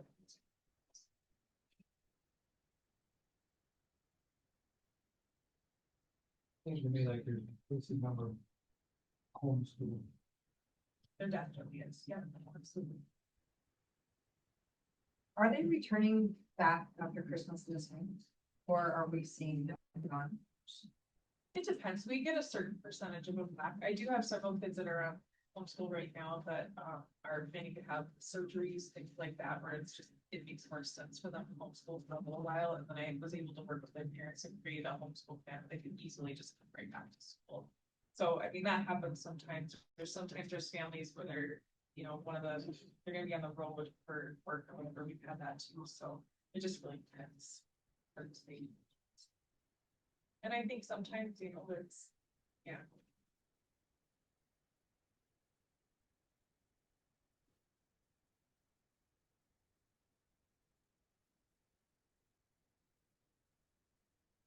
So for junior high, for what I did with, our district time meeting last week. And so the classes are up and running. We're working really hard at, providing supplemental services rather than supplanting services. So that has been shift getting that all the way through. But I think that, it's gonna be good for kids.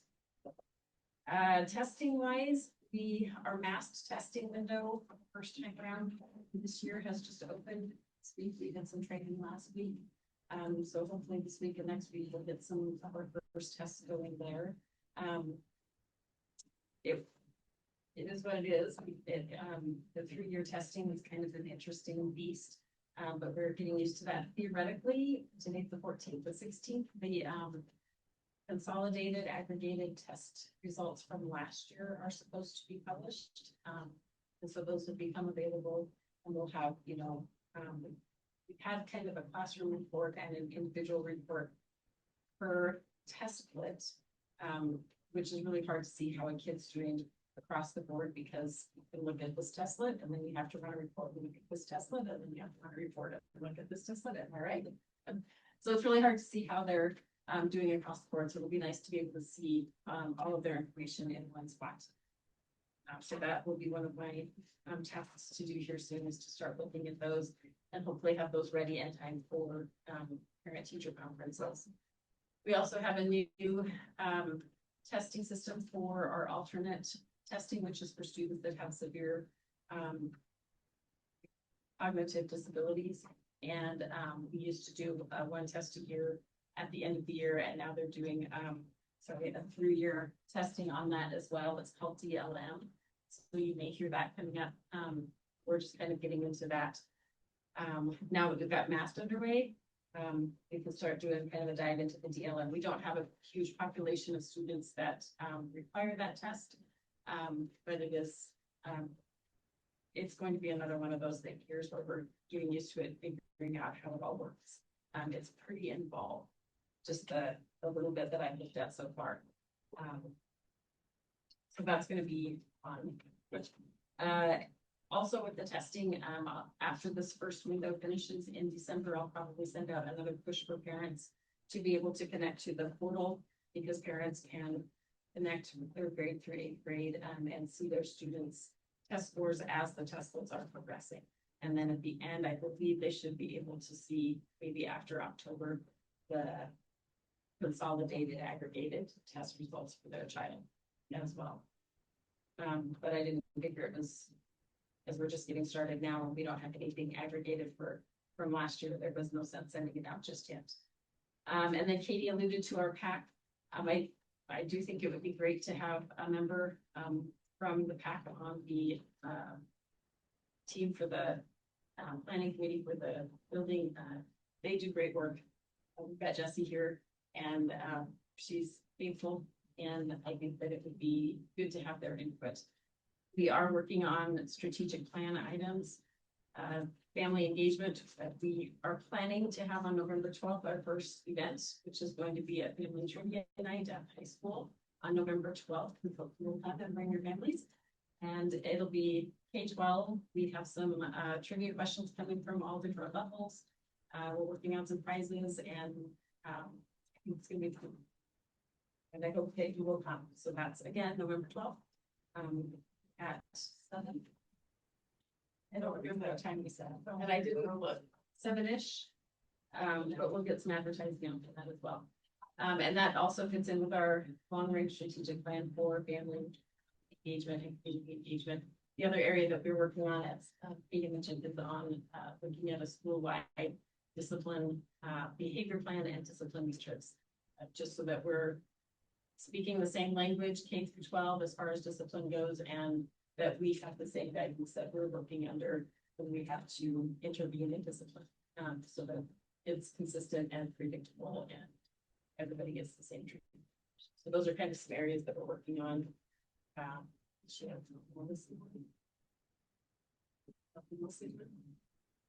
That's it. That's all I've got. Any questions?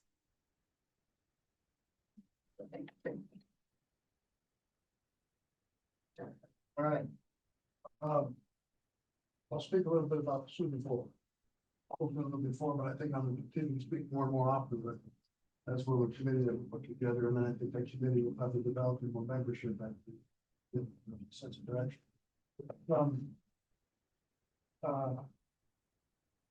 First, I'd like to qualify that everybody has a mental construct that the swimming pool is the problem. And we need to change that paradigm. The swimming pool, in my opinion, is not the problem. I walked in it recently, and there's some hairline cracks in there. That swimming pool was shut down shortly after I interviewed. There's still a little bit of snow on the ground, and then That thing held water until I showed up in July, and I think it was late July, early August. We vacated the water out there. So the pool holds water pretty well.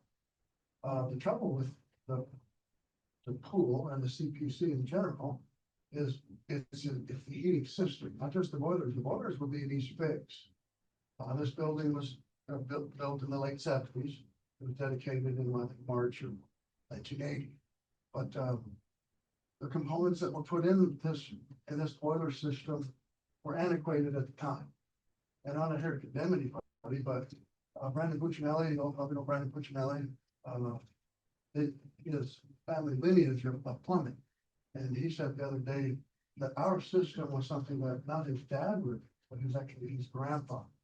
He said, I'm not even trained on this, and it's a pneumatic system that runs on air pressure. And so there's not very many companies that still work on those. And Core out of Helen is one of them, but as board members have seen, they're not cheap. And they've done a lot of work in here this last month, and I did a whole lot of work. So my ambition right now has been, just not, as you heard from Brad, even if everything went through and his community decided they wanted this pool resurrected, still would be 2026 before anybody was involved. I was here when the pool opened, believe it or not. I was a bigger kid, but I was here. Some kid pooped in the pool and then you could swim in. But if the thing's rebuilt, one time I looked in that pool and saw it, make sure nobody does that, so it was reopening. We can actually swim. It's that company that he mentioned that has done a very deep dive into our facilities.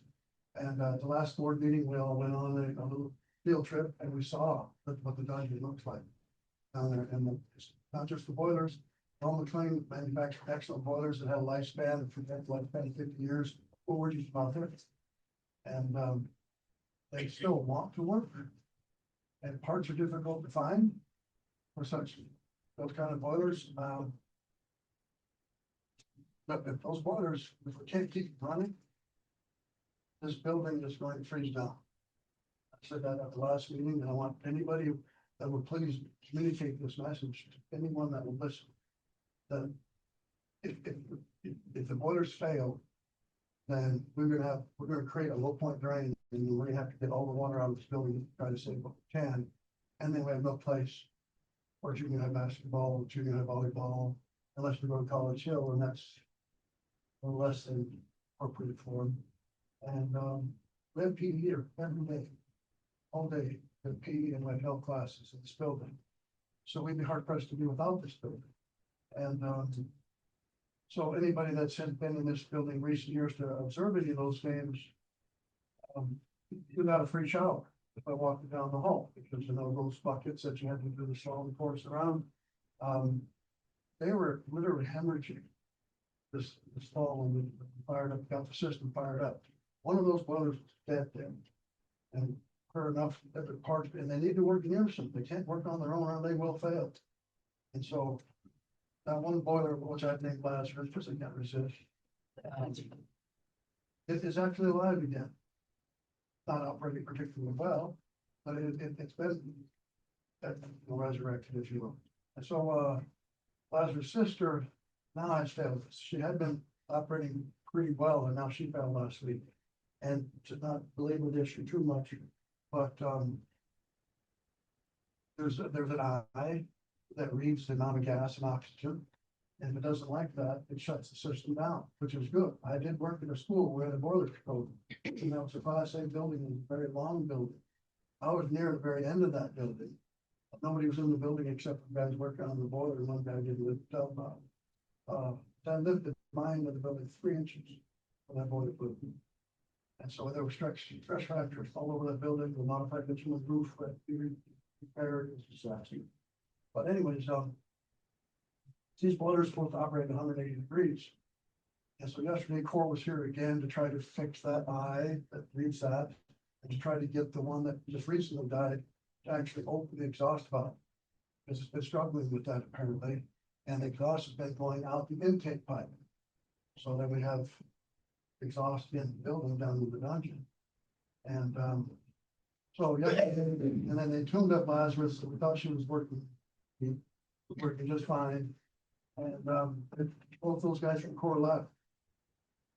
And then this morning when I came to the building, I thought, I like cool weather. You will not see me in a long sleeve shirt. It's true.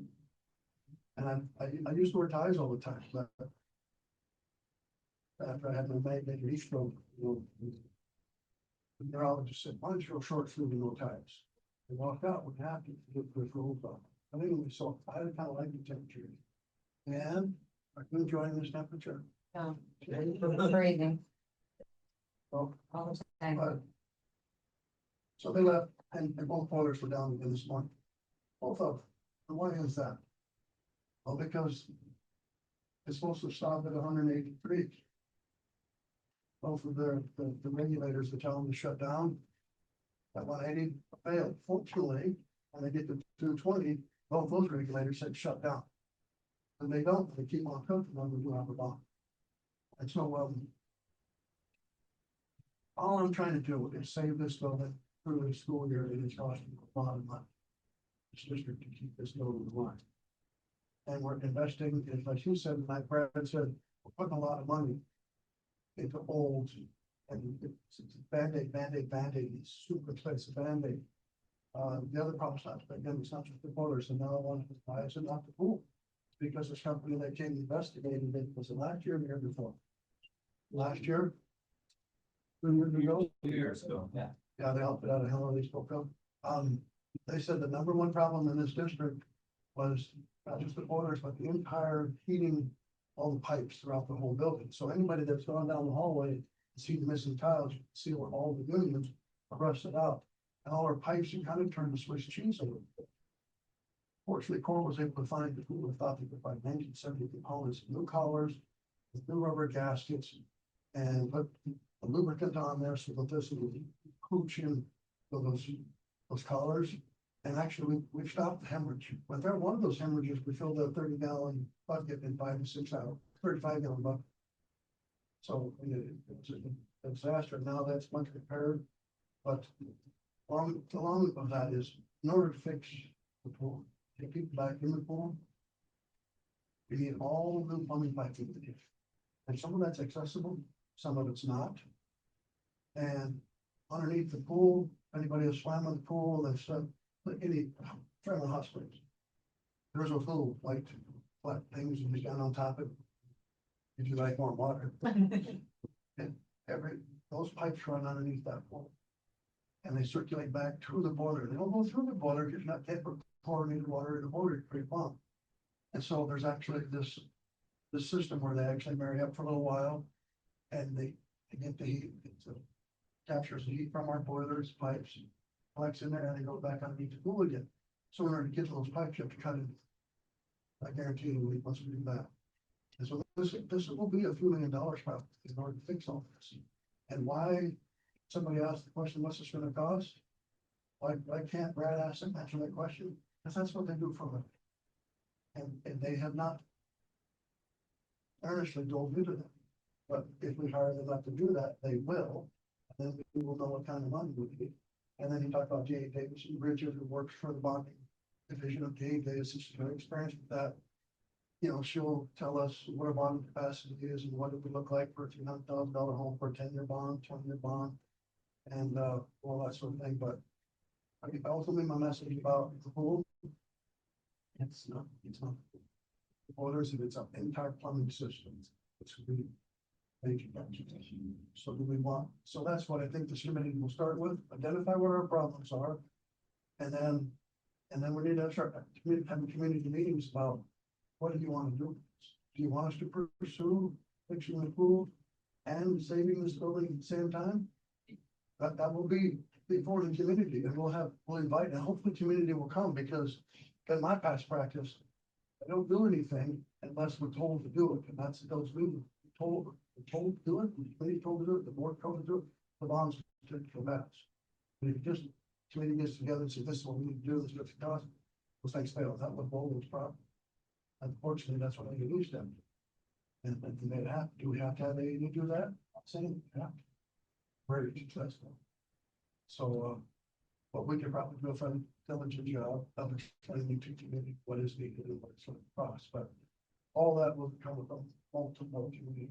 All right, and so I hope that the folks that are here tonight will show up to encourage other community members. Every community member that pays taxes, you if you're renting, still pay taxes, don't you? You have a stake in this. Some folks need to come to that, so, that's the good and the bad news about the CPC. OD Steer has also had well-reclaimed boilers, some given age on them, but they're still functioning pretty well. And we had, Core here was working on one of those boilers. They had the same situation, 2 boilers operating, and do fine tune work on those. A lot of our other buildings have modern boilers, however, and I hate to say it out loud, but the high school, there's still bombs that was run on those boilers. And unfortunately, the lifespan on those boilers are 15 years. We have a 10-year bond on it. And we're already having to do a lot of work on those boilers, those components, and Chris and then are trying to keep those boilers functioning properly, but you wouldn't think we had to do that kind of work on 7-year-old boilers, but we are. And our library is, would you say, somewhere between frigid and Western Tom? You library. Was it the library cold, Tom?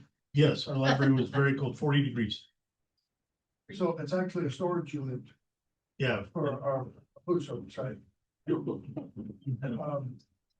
so it's boilers, and those are new boilers. So when I sat down and met with Brad and his colleagues, I said, whatever you bring to this district, this community for proposal, if it doesn't say 50-year boilers, you're gonna hear me howl. I'll say, everybody say no. It has to, because we don't need to do this every 10, 15 years. But I also think if we're a little more diligent and take care of what we have and do our tests on our boilers and keep our water where pH sets, they'll last probably longer than 50 years. Our pipes are certainly last them years. I'm diligent with that. So, my hair is went from blonde to white, so I got to be here. I think there's this capacity. But there's others in this, somebody that are passionate about it, and our maintenance director right now, very passionate about taking care of facilities. No one is expecting for that. So that's enough about boilers. Local Historical Society has pointed up some money because they'd like to keep the pigeons out of trash. And there's a lot of broken glass in that building. It's also a hazard playground. And I think in recent years, when was that stuff done on the road? That's not 4 years ago. So now it needs to be done up above, and so there's a lot of things on the docket that needs to be fixed around this district. And something I like, I go up to students, really, and I weighed in on some of those projects. This is kind of fun, and everybody's got to step up. Us district gets so larger than this, try to be helpful, but we're going to do endeavor to keep all our patients out of there and not make it look bad. Because the bottom looks good now. You know, it keeps birds out, and it's not ugly. And so we'll try to do the same thing up above and keep them out of there. So kudos to our local historical society. Security benefit, Charlie Climax was here the other day. He's been serving some of our historical faculty, but now he's going to be serving some of our elementary faculty that want to do a little investing in themselves. So he was here this week and had a lot of interest. So he's going to come back at the same time. This is documents. That's like today, all day. The bus farm, as we heard Mike talk about, Chris has done a lot of work out there. I mean, the plumbing was frozen, exploded, hose didn't work, sink didn't work, hoses didn't work, all that works now, and the heaters are working, so it's a better situation. It's nice to see the bus drivers be able to wash their buses again, but that, he's pretty clean. He does a lot of really good work for the school, so we did everything I had, he's bad in the back, he's Chris. Good for you, that service. The restrooms at the football field, they were a sight. They're still a bit of a fright, but they're getting much better. I've been a participant in trying to help those things to be a little bit more presentable, but not just our community, but our visitors. It's a bad road. Visitors coming to our school and see our facilities in that condition. So we went through a lot of pumice blocks, and we're getting better and better. And one nice thing is that custodial staff over Christmas, they're actually gonna strip. Those tiles, the only tiles that are dirty, it's ground in dirt. They're all cleaned up, and then they're actually gonna wax bathrooms in that. Went here tonight, and so, a nice thing is that you've heard me say very favorable things about our, Booster Club. And, so I've been in the women's bathroom, I don't generally go in such places, since I've been part of the cleaning crew. I've noticed that they have curtains. The pink ones with the tennis shoes? Right on. No, we're a little less not. But there's 3 stalls in the ladies' room, and they all have curtains, which I looked at those curtains first time I was in there, I thought, that's a little more than a suggestion of privacy, that's all that is. And so the cool thing is that, you know, Trina, she's a little bit ashamed her, and she says, hey, take me to the Booster Club, pay for some doors. I said, I got a better plan. So anyways, Clint and I went over there and we sized the situation up, and now Clint's got this awesome project for his students, so they're gonna go over there, they're gonna do all the math on what it takes to build these doors. And then, because he teaches them CAD, they're gonna have to mock it up on CAD. And then they're gonna have to do a cost estimate, and it's my hope that we didn't talk about this, but it's my hope that I can get some of the members at Booster Club in front of the kids so they can actually do like a proposal. Like it's a job that they need to be awarded, of course, they're gonna be awarded, but why not put them through those bases? So anyways, we're gonna go from curtains to doors that were built by kids. So I'm excited about that project, so. I will also say that, bathrooms, by the gym for our community and for our guests have been a little less than impressive too, and, we're picking that up, and it is getting better, so I'm hoping that at some point our visitors will say, oh, God, you rocked here, so. I'm excited about what I'm seeing, I'm excited about the teammates, I'm excited about the people who got hired this year, things are moving in the right direction. And then, currently our admin team is working on getting a replacement custodian, because as you saw, we had a recent resignation.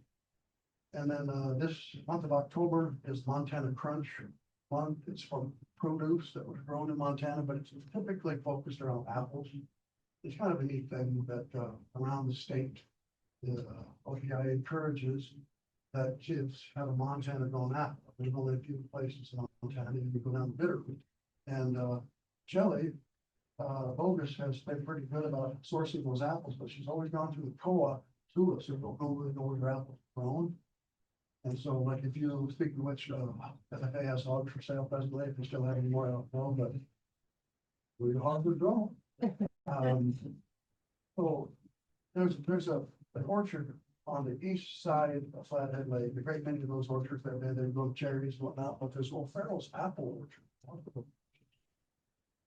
Peach grow Montana, but can there. So I partnered up with them in the past, so we just source our apples from O'Farrell's, and so this week I'm going to a title conference, because there's a presenter there that retired from OPI, outstanding title one, among the other title presenters, and so I'm gonna go to that, and then when I'm done with that, that's a big one. I'll stop by O'Farrell's orchard, and they're gonna provide me 700 apples. And enough from high school, because if they haven't been able to participate in this, we'll make a banner, send us to thank you O'Farrell's, and then that'll be posted on the OPI website. And on our website as well, we'll have all the kids standing there, except for parents who want to visit them. Standing over the apple. Fighting an apple. The last time I got apples from them, they gave me 9 varieties of apples, 2 of which they sourced from the streets from Germany.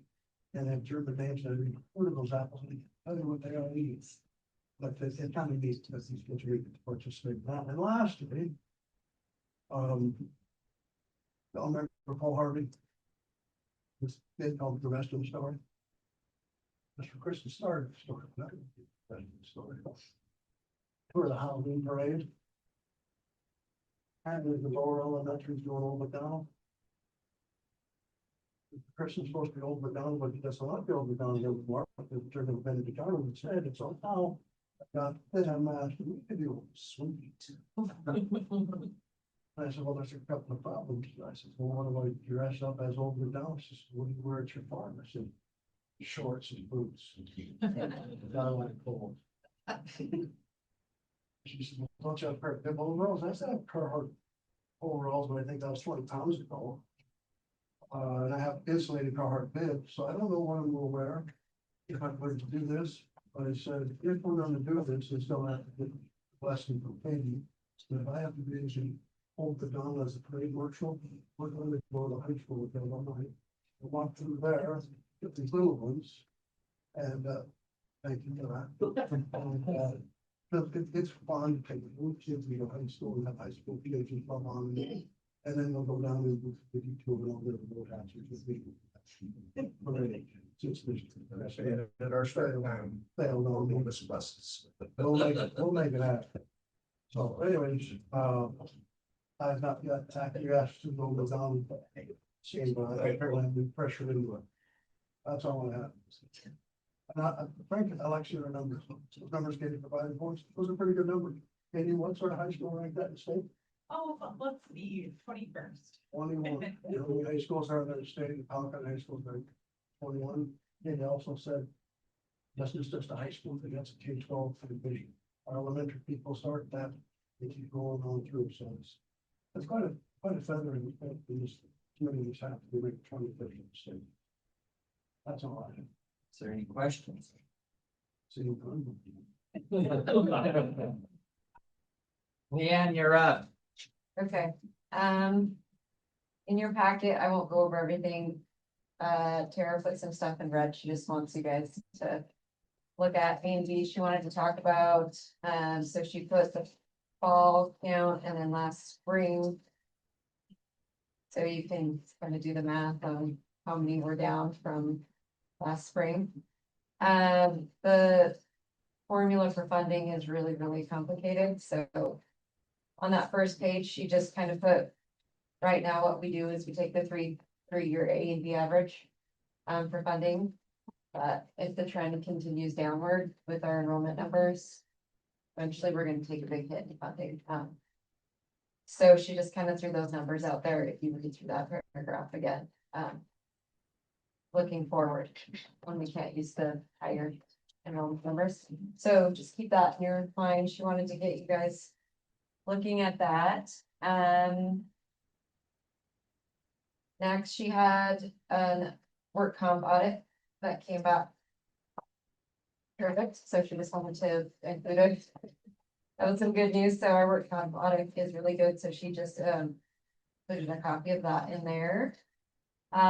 She balanced with the treasurer through July and August, because that's what we've had with the treasurer so far. What else? If you look at the budget sheets, she highlighted some numbers. I'm going really fast and I'm sorry. So if you just look, she highlighted some things in pink and then she's just got some comments in red. Do you have any questions? So like technology funds of what we've spent. He just wants to make a comment because it does look pretty high. But a lot of that is front loaded because we pay a lot of our technology bills up front at the beginning of the year. So not to worry too much about that. Yeah. Sorry, am I going too fast? Dad.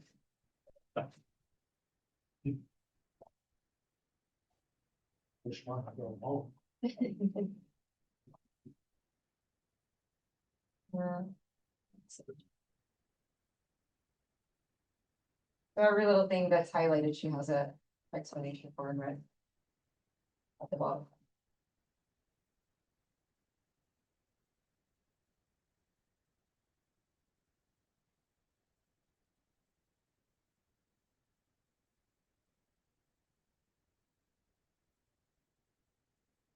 Study it. Yeah. Yeah.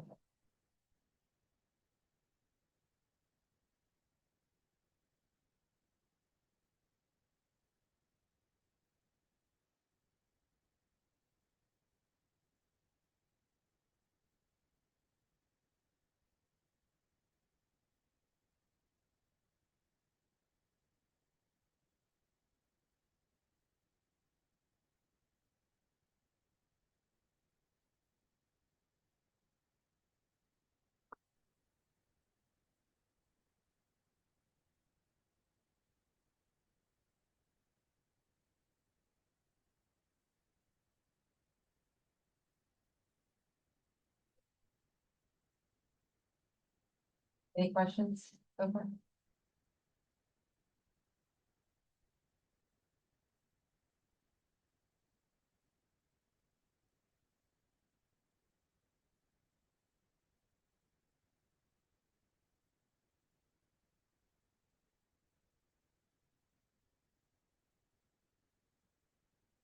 And that's really it for Terrace Park. Sure.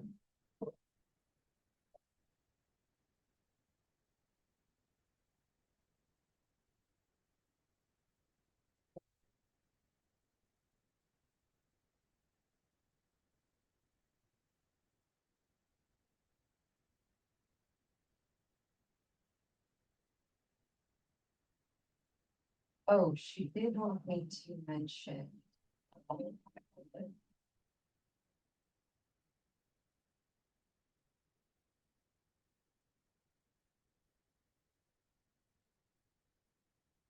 If you guys look at, she just wants you to keep an eye on, it's in purple.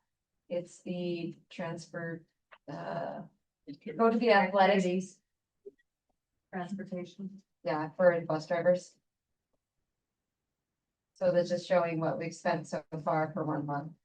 They're in the purple. So.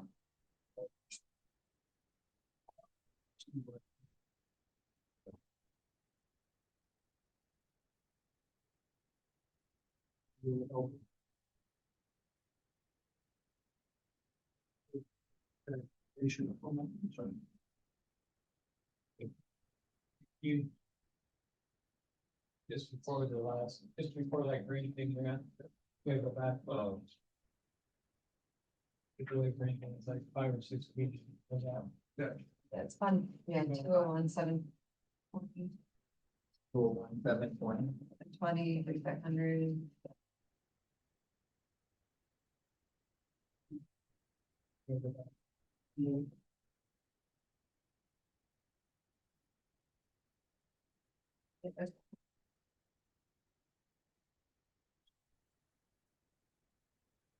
So the.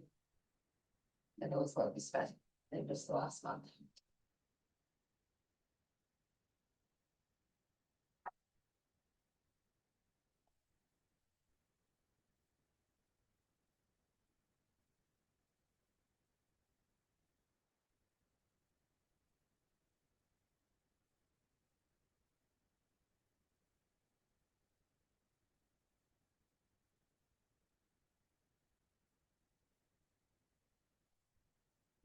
That first page, and have it fix that. Could be wrong. Yes. I'm thinking. Don't look at spring, just look at current. Yeah. Cause that was from September when she made those numbers, and then the red is the fall, actual fall count, which was cut off spring. I don't think that's permanently leave there as a, Well, yeah, she just needs. she just needs to fix it, but yeah, Just roll one. That broke down. Yeah. And not, yeah, it would be. she can. Roll them down and just have that print out again next month. I want to do that. Yep. Okay. Cause it does have a skew. Yeah. It has the- The red number is on. Make a deeper dive in our numbers next month if I would wear. Yeah. So are we down 70? No. So because these. I was thinking, I was doing the numbers from my head this week, and I was like, 6. 66 is what, 66. that's what we're down In total. in total. Is the current numbers and red numbers line up with Katie's?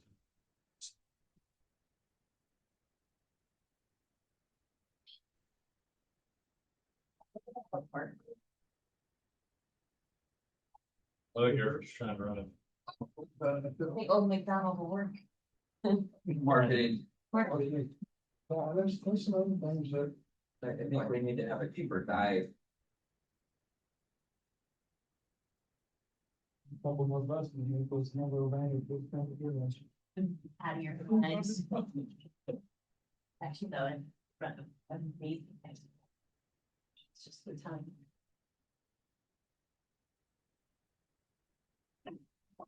Oh, yeah, obviously housing.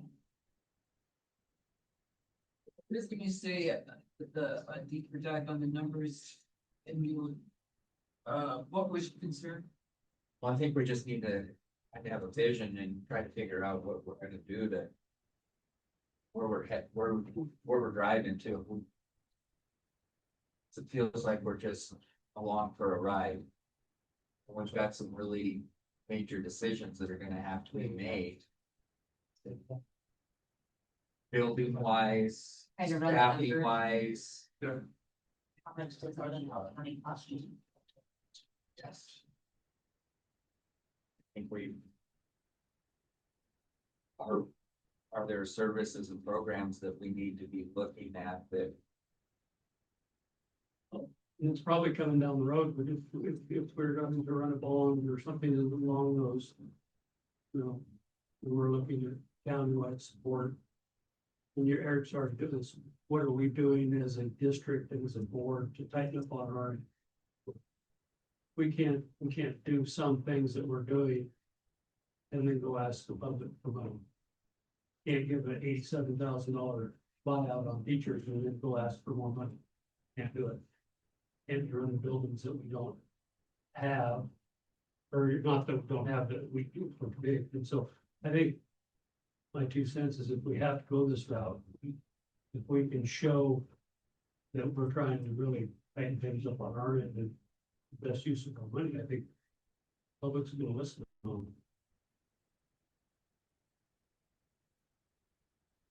Well, I would agree that goes into the deep dive. Don't look into what's like coming out. I guess I said it as a board meeting, so I'll state it again. We're still operating the district. That was the class A. You know, small class D, that wasn't. Didn't know these. No, Right. Well, from here. We're gonna have to start making those tough decisions.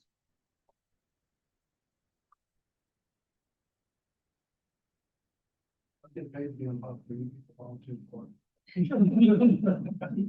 that's crazy. Is there anything else? Claims committee, we have time to go through everything this week. Barely. 5 minutes to spend. On motion, we approved the plans last month.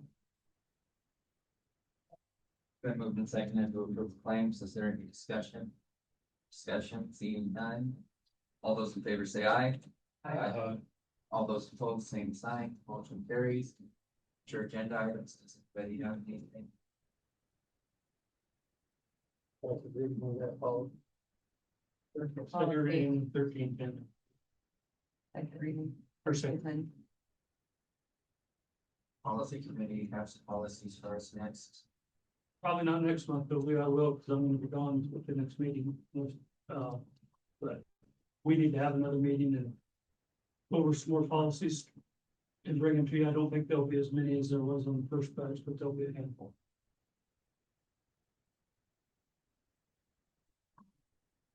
We'll have a special meeting at some point between now and November 11th. To